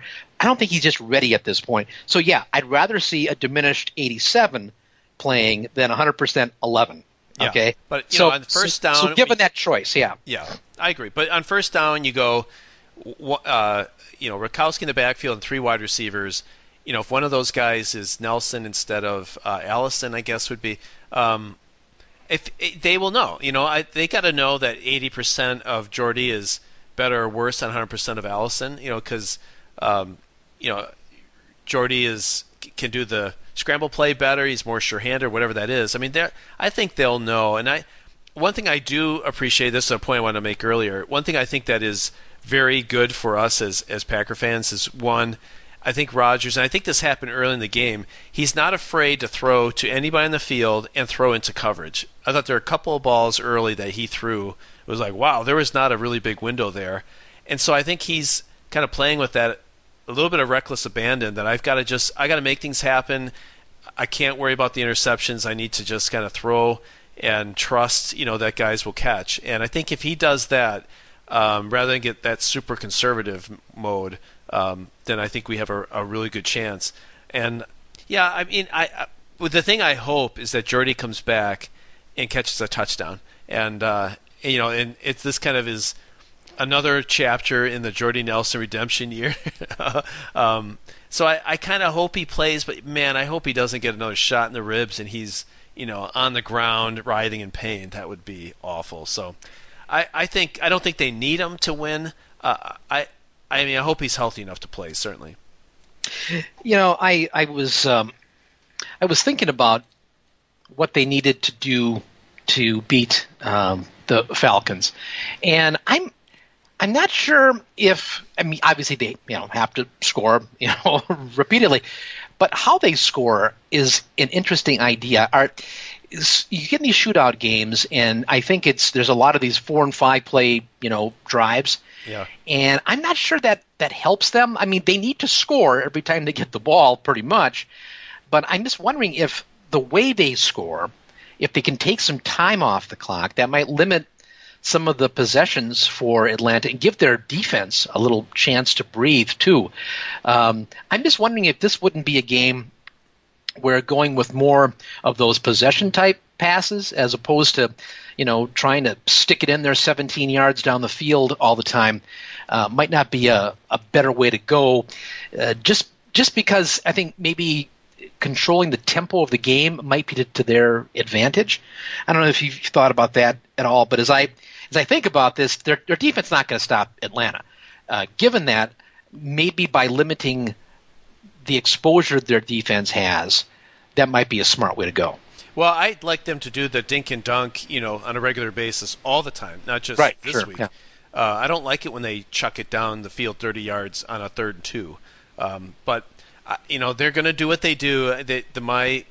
My cries for help on that have fallen on deaf ears. Not on me. I agree with you on that. I like that possession game too. The most important, though, Chris, is I don't care how they score. It's that they score, and so that the defense can kind of ignore the run, and Matthews can just pin his ears back and go up the field and go after Ryan. If he's got to, think about the run and the pass, that's going to be a problem. So I don't care if they do it quick. They just need a lead and give that defense a little bit of a help. This is one of those games, though. I really think that an empty possession, and I would even include a field goal as being an empty possession. Yeah, right. I think I'm going to win. Well, right. I mean, if they can limit Atlanta to a field goal or punting, that's going to be huge. And every time the Packers don't, every time they wind up having to, put 10 out there to punt, that is going to be painful because you have to assume that Atlanta is either going to score or certainly has the potential to score every time that they have the ball, which means that the pressure's on you. You got to score every time that you have the ball, and if you don't, I think what the chess players call is you lose a tempo, and you can't allow that to happen. That's, I think, what really helped them in the New York game and again in the Dallas game, is by holding people to field goals. And when you're scoring touchdowns and they're scoring field goals, that is going to be a major difference, I think, in this game coming up. So that's why I'm hoping that not only do they score, but that they don't score too quickly, that they have to expose their defense any more than necessary. Well, that's asking for a lot. I just think they score and score and score. Touchdowns, not field goals, you're right. I think, the emergence of Cook helps us score touchdowns more often. And, a bit of a running game. We ran for 2 touchdowns, which is not usual. So, I think our offense is diverse enough that when we get in within the 20-yard line, it's not like we grind to a halt like we have some years. So, I don't know. Do you have anything else to talk about the game? I mean, there's probably a ton we missed. There's a couple. I mean, we haven't talked about the brilliance of that pass to Cook along the sidelines. I mean, that's been talked about and written about to death. It was terrific, magnificent. We now learn it wasn't Aaron Rodgers, drawing it out on his hand like we used to do in the schoolyard, but, he's choosing from a menu of options. And so it was improvised, but not entirely improvised. It was brilliant. It was great. The fact that they could roll it out, he had plenty of time. He could throw that dart, 35 yards down the field. The catch by Cook was magnificent. Really great. The guy earned himself a multi-year contract, I think. I think he was edging that way anyway, but this game just really illustrates what a difference a guy like that makes. Did you see he has size 16 feet? No. My God. Yeah, I mean, geez, that guy's a monster. Yeah, he's a big man. And, Richard Rodgers caught a touchdown, too. And he looked good on that, too. He beat the linebacker. He beat 50 and ran right by him. In fact, the throw was kind of behind him. Right. And he made a nice play, and he got into the end zone on it. Now, not a great player, but, when he can, every once in a while, he can surprise you that way. That's an asset. Yeah, no, that's, you forget a guy like him, and, he's kind of a touchdown machine at times. But did you see the window that the ball went through when Sean Lee put his arm up? It went between his helmet and his arm. I know. It was almost like, unbelievable. They show the first down marker, the yellow line that's on the field that's not really on the field. And every once in a while, a player will walk through it, and it looks like it's there, but it's not really. It's almost like his arm was one of those CGI'd. Exactly. Yeah. How did that go through that? It was well. It reminded me of the play in the Super Bowl, the pass to Greg Jennings. Yeah, right. Where game of inches. I'm not sure the safety's name. I forget his name now. But how did he must have touched that ball. You talk about a game of inches. I mean, and that would have enormously changed the character of this game in Dallas here.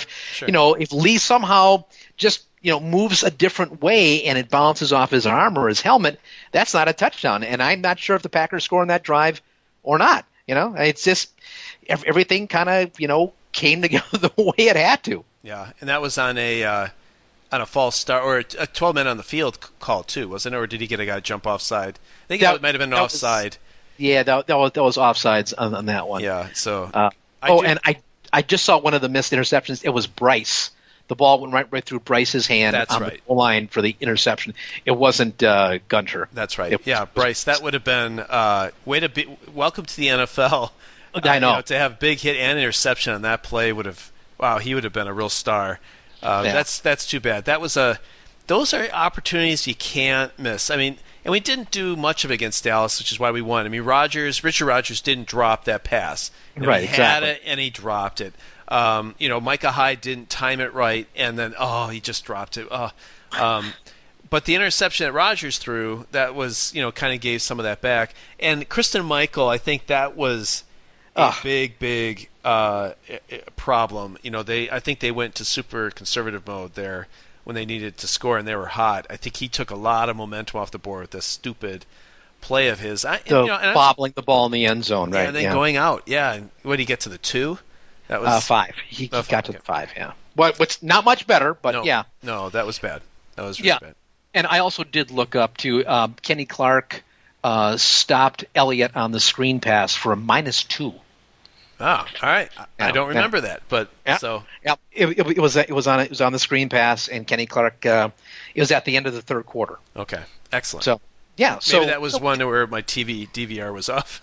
Yeah. Hey, and the last thing I'm going to mention, I want to know what the story was with Erin Andrews' jacket. I mean, what was that? I mean, did she borrow that from Liberace's closet? I didn't see that. Oh my! Whoever said, hey, Erin, this will be a really good look for you.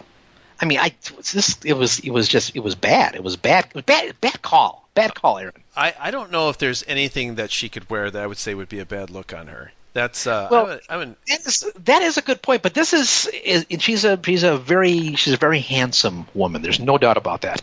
But this was not a good fashion choice, and I think she needs to rectify that situation stat. All right. Well, hopefully someone will get in touch with her with your opinion, and I'm sure she'll change it right away. Well, and if she wants to call me, we can talk. Personal fashion lessons. Yeah. Exactly. I watch a lot of these shows and these what not to wear things, so I'm down with women's fashion. Betting lines? I think it's time for betting lines. We got a lot to talk about with betting lines this week because it's crazy. This is crazy. Well, first of all, we had a record number of people, which, I say that and you think, what, 50, 100? No, it's only 27. But still. It's a record high for us. Lots of people that have played. And then our man, Richard Durain, did some analysis of the betting lines for the season, which we'll have to talk about. So let's start with what happened last week. Ready to do that? I want to do that. All right, let's do that. Number one, I had asked you what Aaron Rodgers' quarterback rating was. You said 101, which was a very good call. I took the over, and it was most people did, and it was the under. He was 96.7. 2, Ezekiel Elliott rushing yards. You set the line at 130. He had 125. There you go, baby. Not bad line. I took the under, which is correct. Number 3, how many sacks will Green Bay have? You set the line at 1.5. Again, very good. And they had 2. And I guess Micah Hyde had 1. And who was the other? Was it Nick Perry? Nick Perry. Yes, Nick Perry. So 2 sacks for Green Bay. Because Nick Perry's got his celebrations to pet his club. Yeah, that's yes. I love that. I love that he's petting his club. Nice kitty. Yeah. Number 4, will Green Bay score in the first quarter? You said yes, and I said yes, and they did. They scored in the first quarter, and that was a big part of the game. Randall Cobb touchdowns. You set the line at 1.5, and he had 0. 0, yeah. So I had the under, that correct. Dak Prescott passing attempts, you set the line at 28. I took the over, and he had 38 passing attempts. Ooh. And I guess if you'd have known it was 38, before the game, would you have thought that was a good sign? Because it wasn't like Ezekiel didn't get his carries, but I suppose that is high because they got behind. Yeah, I thought that they would dominate the game running the ball. Yeah, and that probably took a good 8 carries away from Elliott. And, Sure. they went away from Elliott, I thought, too fast. I thought so, too, because he was chewing up yardage. He had 22 carries, right, for 125 yards. He was over 5 yards a carry. I mean, heck, and it seemed like every time he touched the ball running anyway, if he got stopped at the line, he'd still get a couple of yards. Yeah, at least a couple. Yeah. Pretty good. 7, leading tackler, linebacker, safety, or other. You said safety. I said linebacker. I was hoping for a better show on the defense. It was a safety, but I don't think we would have guessed. It was Bryce, right? It was Bryce, yeah. It wasn't the 2 we thought. 7.5, who is the leading rusher? You said Michael. I said Rogers. It was Ty Montgomery. It's 47, so we continue to get that one wrong. Yeah. Would Jordy play? We both said no. That was correct. And total Green Bay points. You said 28. I said 38, and they had 34. It's right in between. Right in between there. It's a little bit closer. And the winner this week was, I think, a guy who played for the first time this season. I guess I know that because I've got analysis of our betting lines. How often did he play? We'll check that out in a second. It was Luke Gardner. Hey! Got 7 correct. I got 7 correct along with a few others. But he picked the tiebreaker. He said that the Packers would score 35 points. So that was the closest. So Luke Gardner is staying at the Hotel and Casino this week. Packers Therapy Hotel and Casino, locations on the Vegas Strip and in Laughlin, soon coming to the Lake Tahoe region, and that'll be in time for the 2017 season. Yes, the presidential suite is yours, Luke. You are not my son. So I am still impressed, though, when I look at this work that Richard Durain did. This is absolutely crazy. We have learned, thanks to Richard, that we have had 48 players this year who have taken a stab at the betting lines, 27 in this week alone, but over the course of the year, 48 people.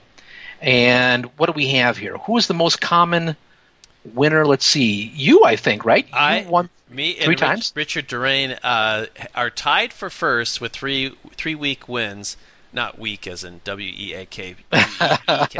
With 3 week wins. But as Richard points out, his per game average is higher. A full point better than yours. In fact, Richard played 15 of the 17 weeks. His average score is 5.53. I think for those that play double digit, he has the highest average of all the 48 players that played, which I think led us to believe is why he did the analysis, because he wanted to see how much he dominated everybody else. He statistically wanted to see how well he did, and he's proved it. He's better than the rest of us.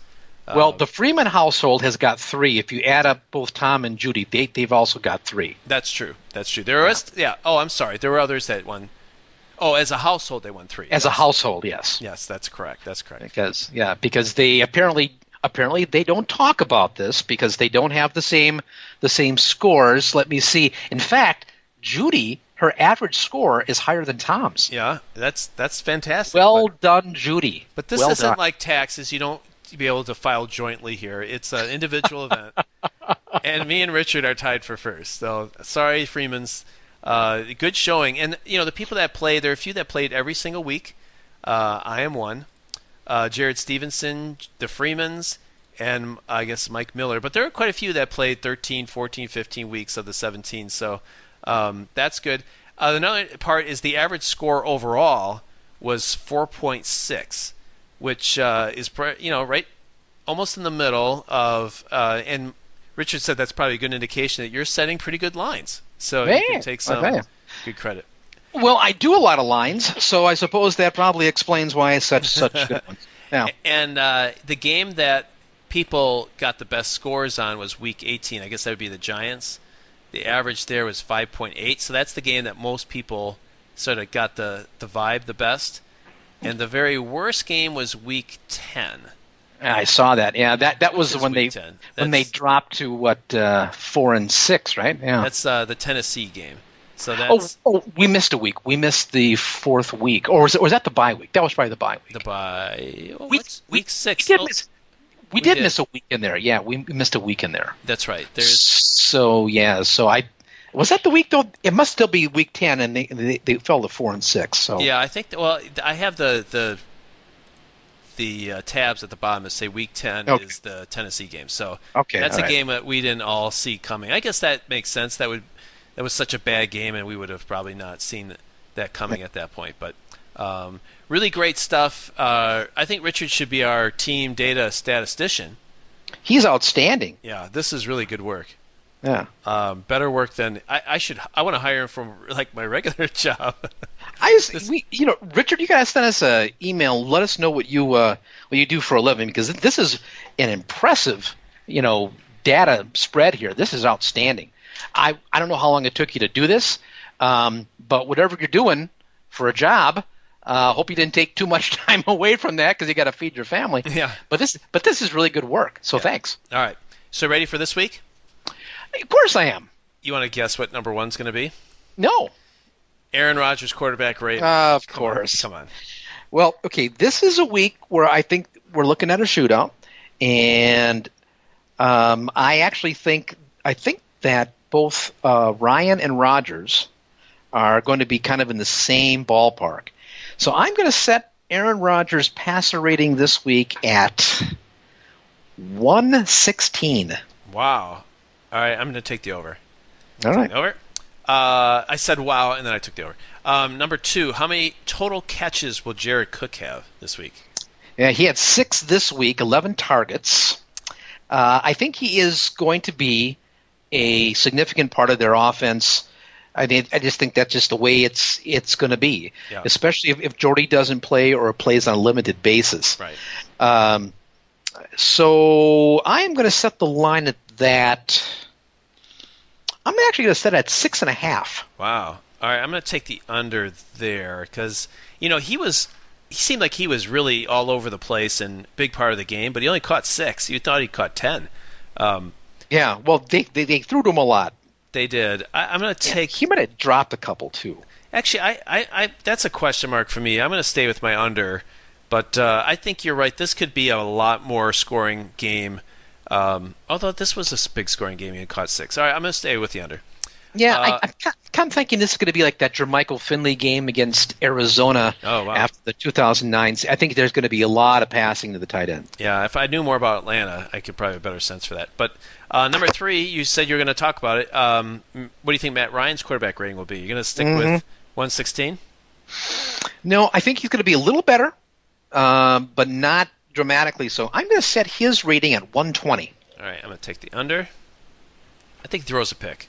I think he's got a history of throwing picks to Green Bay, and I think he's going to do it in the playoffs again. Okay. Number 4, I think I've done this before. So how many total running plays will there be, not including Aaron Rodgers? I'm curious if are we going to run? Are we going to pass all the time, or are we going to try to mix it up in this game? Well, I think they're going to do kind of what they have been doing for most of this season now, and I think that they're going to sprinkle in, mix in the run, but I think they're primarily going to put it in Rodgers' hand. And why wouldn't you, right? I mean, this guy, And so this week they had 15, Montgomery 11, Ripkowski 4. Hey, Ripkowski too with a nice 20-yard run. Yeah, right. I never imagined that guy would be anything with the ball under his arm, but he's all right. That's the way you do it. When you pass so much and then you do a draw play or you do a quick hitter, the defense isn't ready for it. So that's how the running game should be for the Packers. It shouldn't be 50-50. It should be, we're going to pass. Whoa, we just slipped a running play on you and you didn't catch it. Exactly, yeah. And that's how he got it. So this time they had 15. I think we'll see a little more Kristen Michael. I'm not sure why we didn't see it, but I think he'll probably get 4, 5 carries. I think you'll still see Montgomery around where he is. I'm going to put that number at maybe a little more. I'm going to say 16.5. 16.5. I'm going to take the over. And my dream of this game is we get up and we stay up.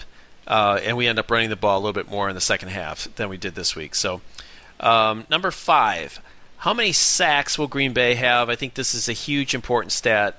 Whatever you say, I'm going to take the over because I just want it to be so. So how many sacks do you think we'll get? Yeah, Perry, Peppers, Matthews, but I think you're also going to see some blitzes. Boy, this would be a really nice time for them to kind of get Morgan Burnett, but I don't know if he's going to play. He might get Hyde, I suppose. Okay, I'm going to set. He's not also a terribly mobile quarterback either. Right. I'm going to set that at 3.5. All right, I'm taking the over. All right. 6. Julio Jones. How many reception yards will he have? Boy, he had a 300-yard game earlier this year. This guy is, we've seen him before. He's one of the best. Yeah, He's really good. He did not have a great game against the Packers earlier in the season, but he pretty much was great against everybody else. And I think when a quarterback puts up the kind of numbers that Ryan has, you got some receivers that are putting up some numbers too. This guy's a stud. He's better than Des Bryant. Did you say number of catches or number of yards? Yards. I am going to put that at. I'm going to put his yardage at 135. All right, I'm taking the over on that one. I wish that weren't true, but I think he gets that. 135 is a lot. 135 is a lot, but I think we're going to have a hard time stopping him. I think so too. I hope it's between the 20s and we kick a lot of field goals. And 7, I think this is also – actually, this goes both ways. Given the quality of the two quarterbacks, how many interceptions will there be in the entire game, both sides added together? Oh, there's a good one. You've got quarterbacks who are both careful with the ball. Although Rodgers a little bit loose, some of the Dallas stuff.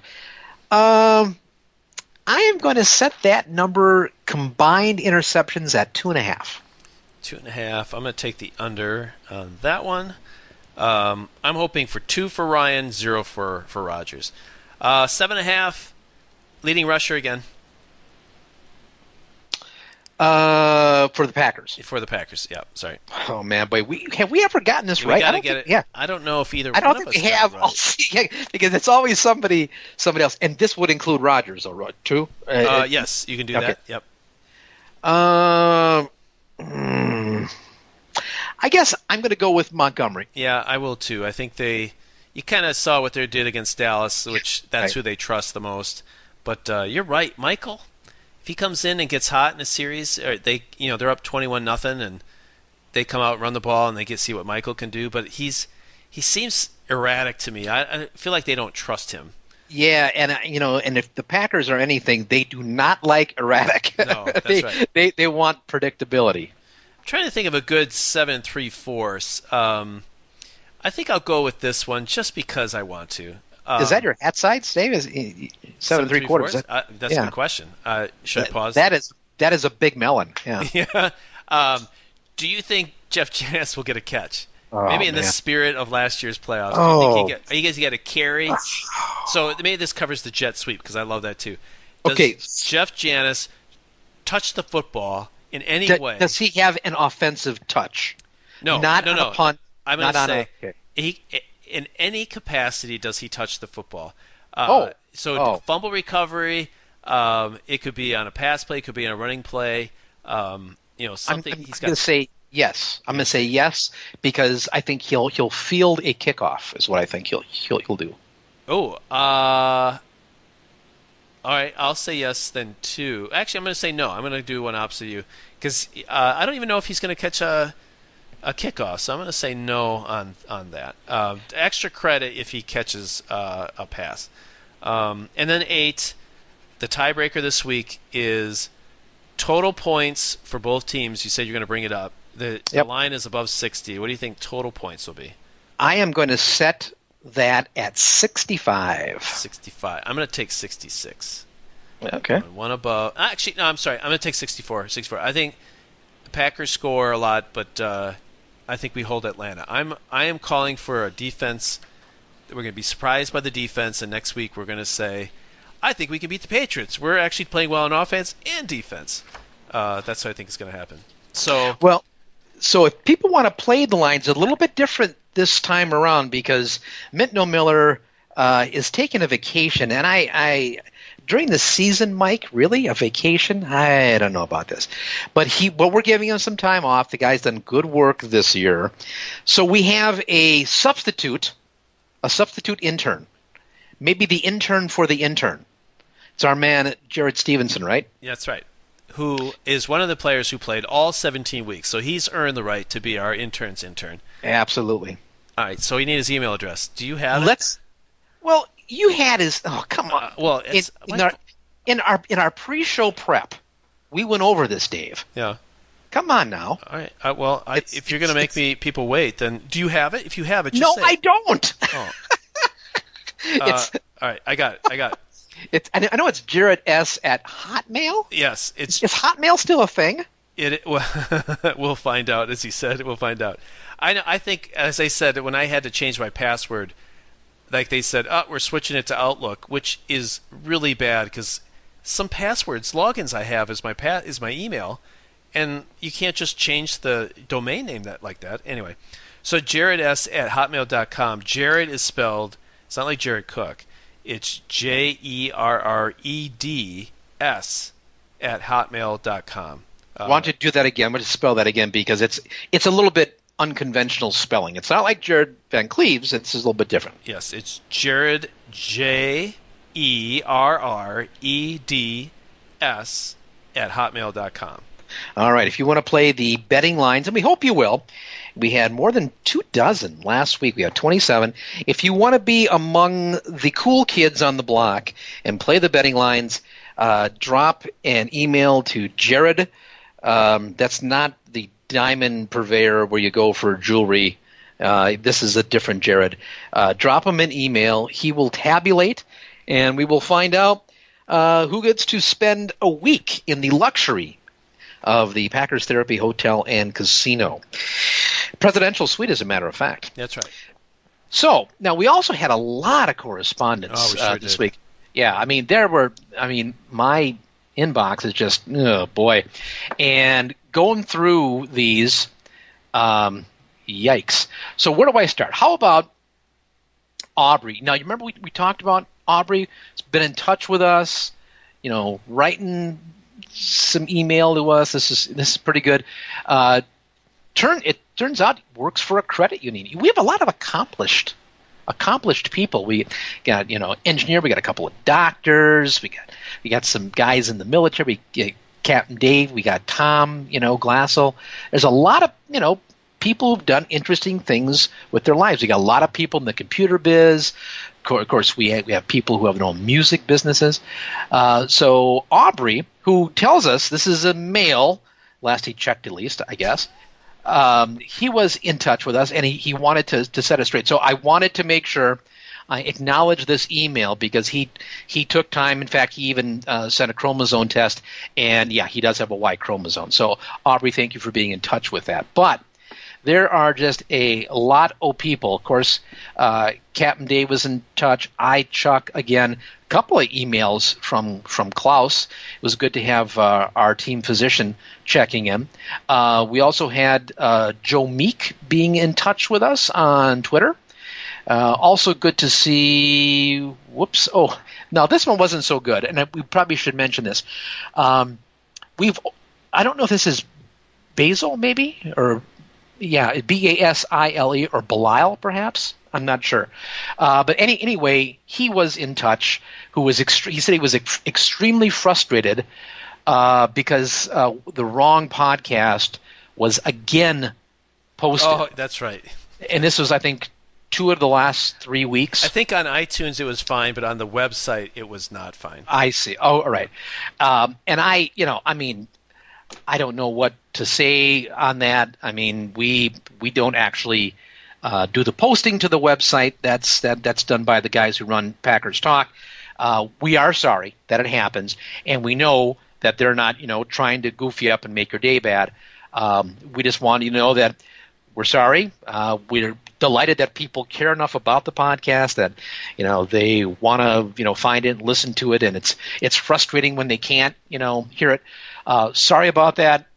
Is it Belial or Basil. I'm not sure exactly. Well, now you're going to make him upset because you said his name wrong.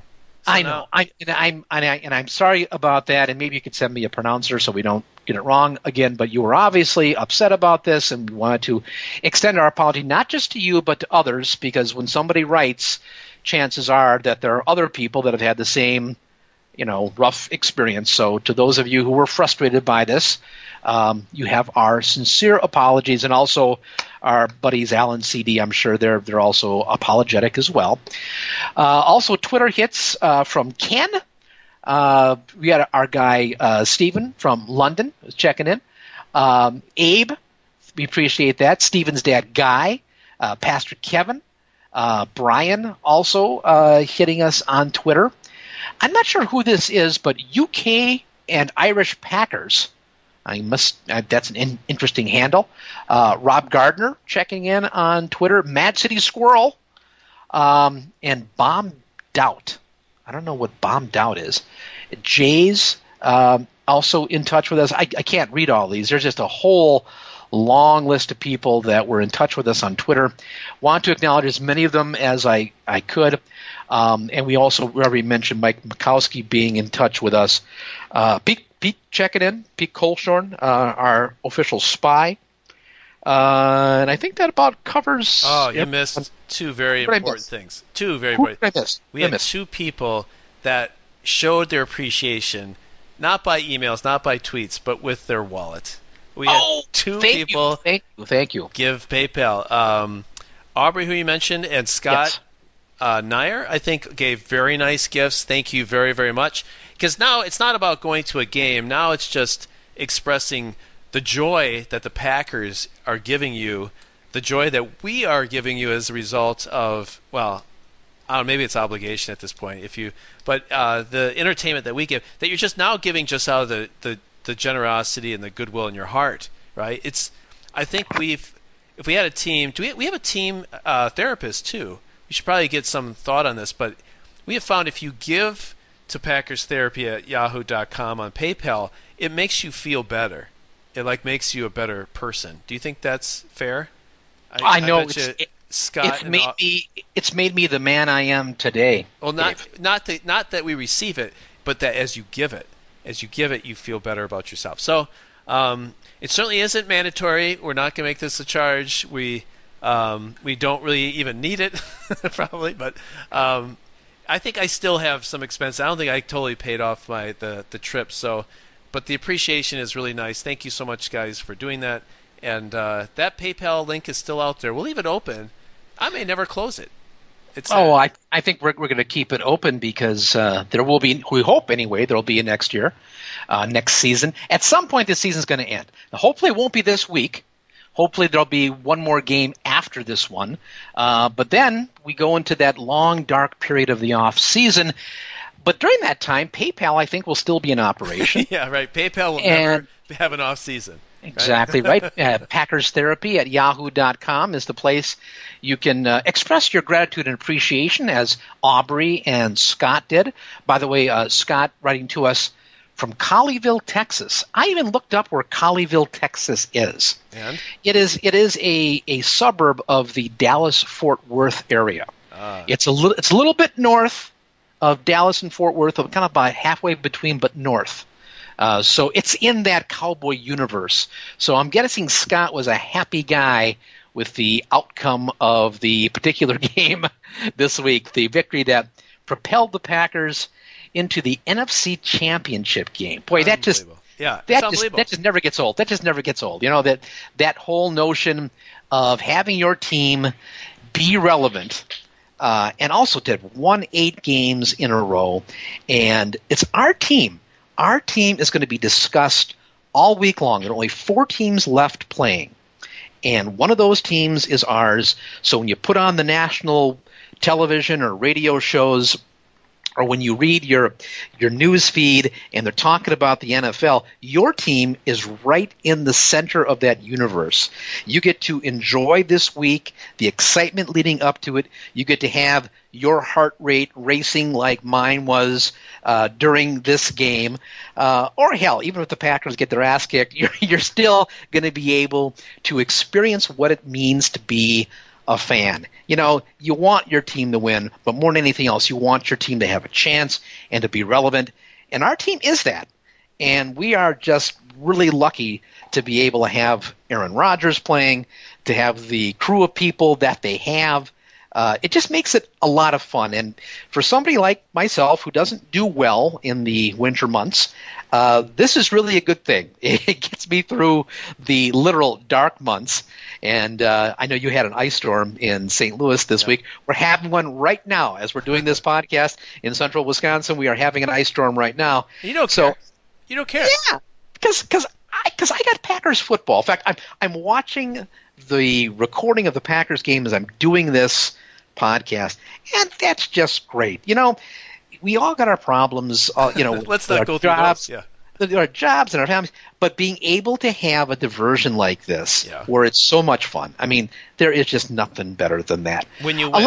When you win. Well, but even when you lose, when you're relevant, I mean, it's like that Eels song, hey man, now you're really living, and it's not just the good stuff; it's the bad stuff that tells you that you're alive. I mean, because that's a part of the whole journey and the whole experience. It is a lot more fun when you win, but it's part of the reality to be able to experience the highs and lows. Yeah, we have to remember if we lose that I think we're a little bit happier after this game because we lost against Seattle, or we lost against Arizona, or we lost, whatever it is. The enjoyment, it's like you shove the enjoyment down so that when you let go, it's like the spring is that much released, and it's great. So we might end up having a really bad loss, and we're going to have to talk our way through it, and maybe next year we win the Super Bowl. But let's enjoy it right now. We're in the middle of a week where we are going to the NFC Championship. We just beat the darlings of the NFL, who everyone thought was just, great. Everything's about Dallas, and we put them back in their place. And for a few more days, we can just really enjoy it. Now, let me ask you this question. Maybe this is a good one to close on. I've heard some discussion on both sides of this question. If the Packers lose this week, is the season then a failure? Or has this 8-game winning streak, where every week was kind of an elimination week, and you wind up winning your division and you win 2 games in the postseason, and there's a high from this, are they playing with house money now? Or is this season really a disappointment if they go and they lay an egg in Atlanta? I'm going to answer it the same way I did last week. It depends on how it ends. If we go to Atlanta and we're up 35-0, and we have the most historic defensive collapse of all time, and we lose 38-35, we might remember the Dallas game. We might remember that catch that Cook made and all that kind of stuff, and Crosby making the field goals. But when we say, the 2016 season, that's when we lost to Atlanta. We're up 35-0. So that it's like, is it a good movie before the end happened, right? The last act of a movie can make or break whether the movie was any good or not, or the series of a TV show. The finale might define the whole thing. So I'm not going to say there's an element of playing with house money in that I have gotten a lot more of the season than I thought. But in terms of, am I happy with the season? I've got to see how it ends first, Chris.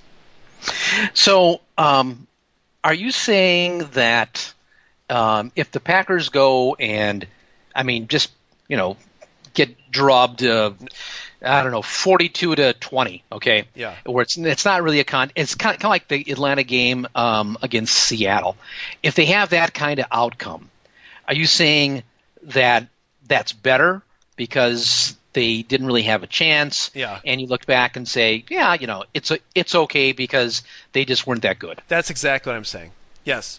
If they lose, and it's kind of like I said, I think last week, if they just kind of put you down quietly, and you can kind of like, all right, we had a lot of injuries, we had a great season, we kind of move on. Congrats to Atlanta. I don't hate Atlanta, so at least I don't yet. So it's not going to feel so tightly wound up as it did again in 2014 if that happens. But if it's gut punch, kind of a game like we faced, then that's what we're going to remember. So I gotta wait. And yeah, so that may seem weird. I don't know if other people would understand that or feel the same way. But if it's a blowout and the Packers just get crushed, maybe if it's really bad, maybe that's what we'll always remember. But if they lose, I hope they just lose in a conventional fashion and not in the last play of the game. Well, okay, let me throw this out to you then. Let's say it's one of those back and forth, give and take. It is a shootout. It's a duel. They're matching, Atlanta point for point, but Atlanta's got the ball last, and, they wind up kicking that 48-yard field goal as time expires, and they're on the downside. The Packers are on the downside of a 38-35 game. So it's close, but they were highly competitive.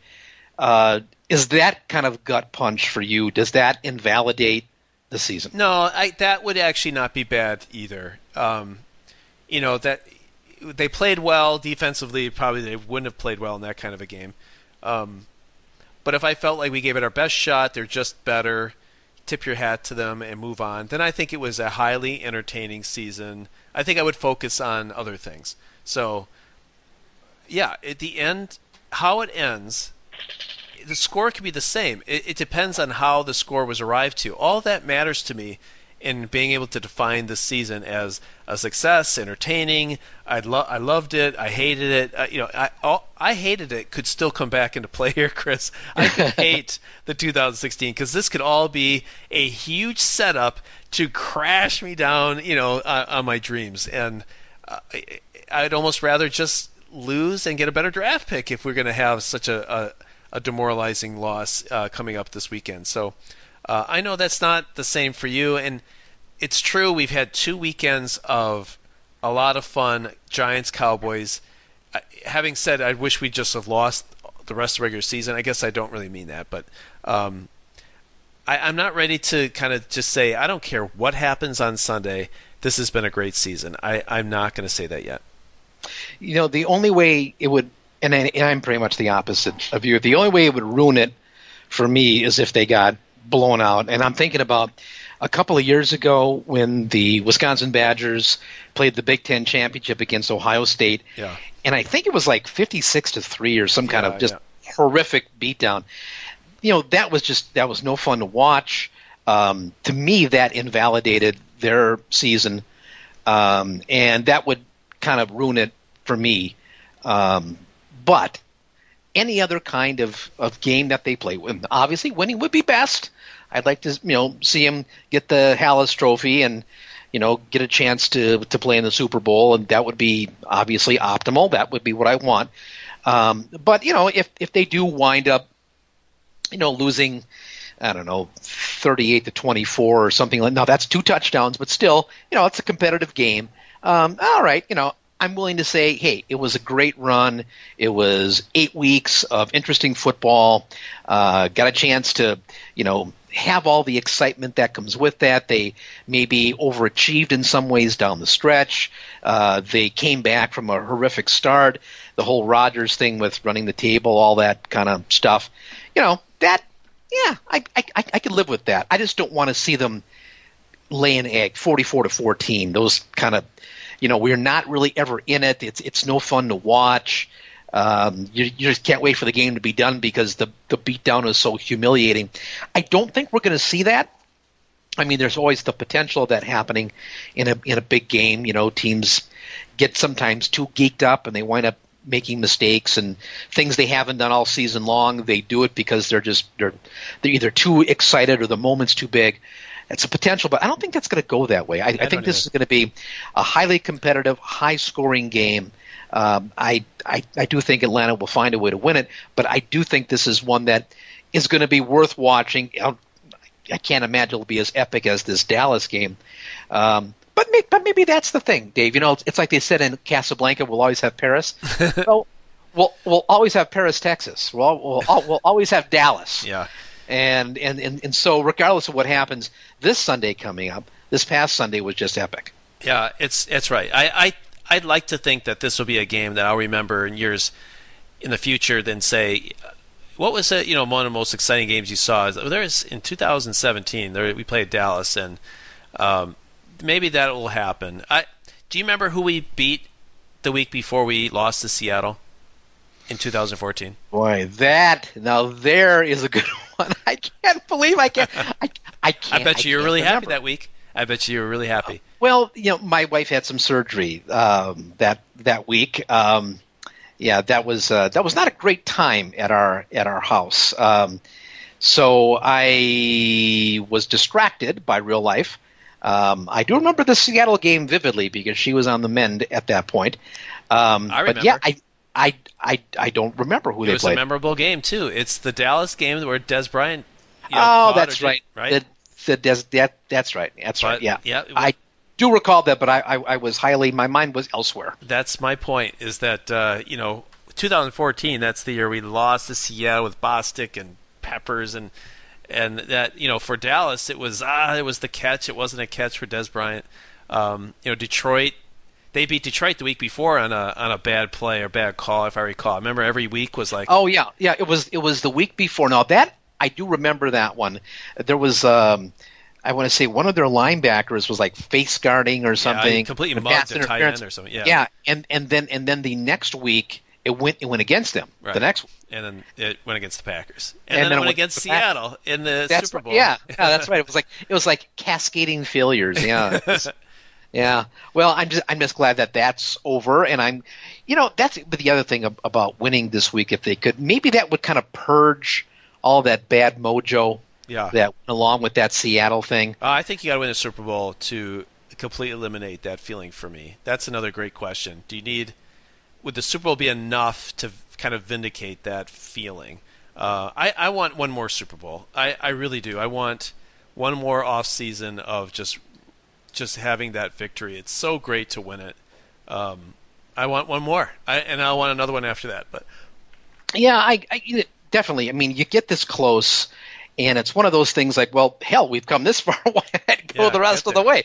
Yeah, but I think if they make the Super Bowl, I don't think there's any way that I could feel that this season was not an unmitigated success, or there's no qualification at that point. The season is a complete success, making it to the Super Bowl. Yeah, okay, I'll give you that. If they make it to the Super Bowl, then the house money idea starts to come into play a little bit, but that would be very satisfying season if they can at least get to the Super Bowl. I'll give you that. Hey, we need to probably cut this up. This is going on a long time, but I have a pop culture. Do you have any pop culture this week? I have got one, but I will let you go with yours. Well, I saw people that see movies that are in theaters that they really recommend. My son and I are doing a new thing for 2017. Is we're going to try to go to a movie maybe once a week, or because Tuesdays around here the theaters are super cheap, so we can go see movies. But the rule is we're not going to see anything that's a tomato rating of anything less than 75%. So the Rotten Tomatoes stuff. That's right. Yeah. And that means we're going to stay away from a lot of this superhero movies. I mean, Tuesday night are meant for movies that are significant and meaningful, that move us, right? Well, this was our first one of the year because we weren't able to do it the last few weeks, and we saw the movie Silence, the new Martin Scorsese movie about two Catholic priests that go to Japan in 1400s maybe, they go to Japan to find another priest who had disappeared there. And the problem with Japan back then is they were very much anti-Christianity. That was kind of outlawed across the country, and they tortured people that were caught as Christians. And these two priests go in to try to find this other priest. And it's a long movie, and it's not action-packed necessarily. It's a lot of torture that happened. But man, what a heavy movie that was. Really good. I mean, you watch it and you feel like you're back in that time. It's all just really well done, and it brings up a ton of great religious type questions to think about. If you're not someone that has faith, and it might be something that wouldn't maybe hit you in the same way as it does for me. But it was very, very good. I saw that today, so it's on my mind, and the lengths these guys would go for their faith is humbling to me, certainly, of, I don't want to go I don't want to go to church on Sunday when it's raining, much like these guys went through. I mean, you just won't believe what they went through for their faith. So really good. I'd recommend Silence as a movie to go see. Yeah, I have heard good things about that as well. Now, Martin Scorsese, did he do The Last Temptation of Christ? Was that one of his? He did do that. Yeah, I think he did that. He did The Wolf of Wall Street too. So these are two bookended movies in terms of morality. Well, you're sort of living the Wolf of Wall Street. I mean, that's kind of your life. I'm a dichotomy of Silence and The Wolf of Wall Street. Yes, that's a good double feature of my life. Yeah. Well, I am 5/6 of the way through The Night Manager. This is the BBC/AMC co-production. It's Hugh Laurie, who won a Golden Globe for his portrayal of the bad guy. This is a John le Carré book that has been made into a 6-part miniseries. And it is these British, features are done well, and Hugh Laurie, terrific voice in the series looks good. If you like espionage kinds of things, it's good. But there are some parts of it that I have found to be, and maybe it's me having seen a lot of these spy espionage thriller kind of things, I've just become jaded maybe. But some of the storytelling just seems at points a little clunky and maybe trying too hard to be stylized and not as believable as I maybe would have hoped. Now, Hugh Laurie's performance, quite good. I think he's almost getting by just on his Cambridge accent that he's affected, and the timbre of his voice, and it is compelling that way. It's worth watching. I would say, check it out. It's good. One of the detectives from the series Broadchurch is also in this. And I would say it's okay, but it doesn't really live up to some of the hype that I have read. So I would go into it with that idea. It's a pleasant enough diversion, but it doesn't live up to the expectations that I had coming in based on some of the reviews. And also, I would mention one other thing. There's an app that I would recommend, because it is a great way to kill time when you're waiting around for something. It used to be called NFL Kicker, and now I believe they must have gotten in trouble with the NFL, or they lost their licensing, and now I think it's called PF Kicker. Now I think it's called.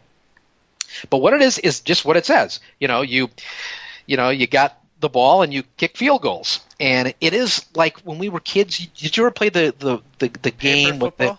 Yeah. It's sort of on that order, where you sort of flick the football and you've got, different yardages, different wind conditions, and you got to bend it sometimes to make it.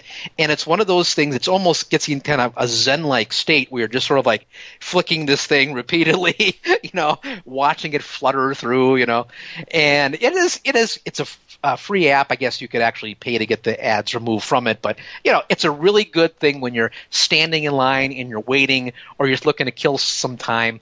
I definitely recommend checking that out. If you're an iPhone, I'm not sure if it's available on Android, but it is definitely available on iChuck.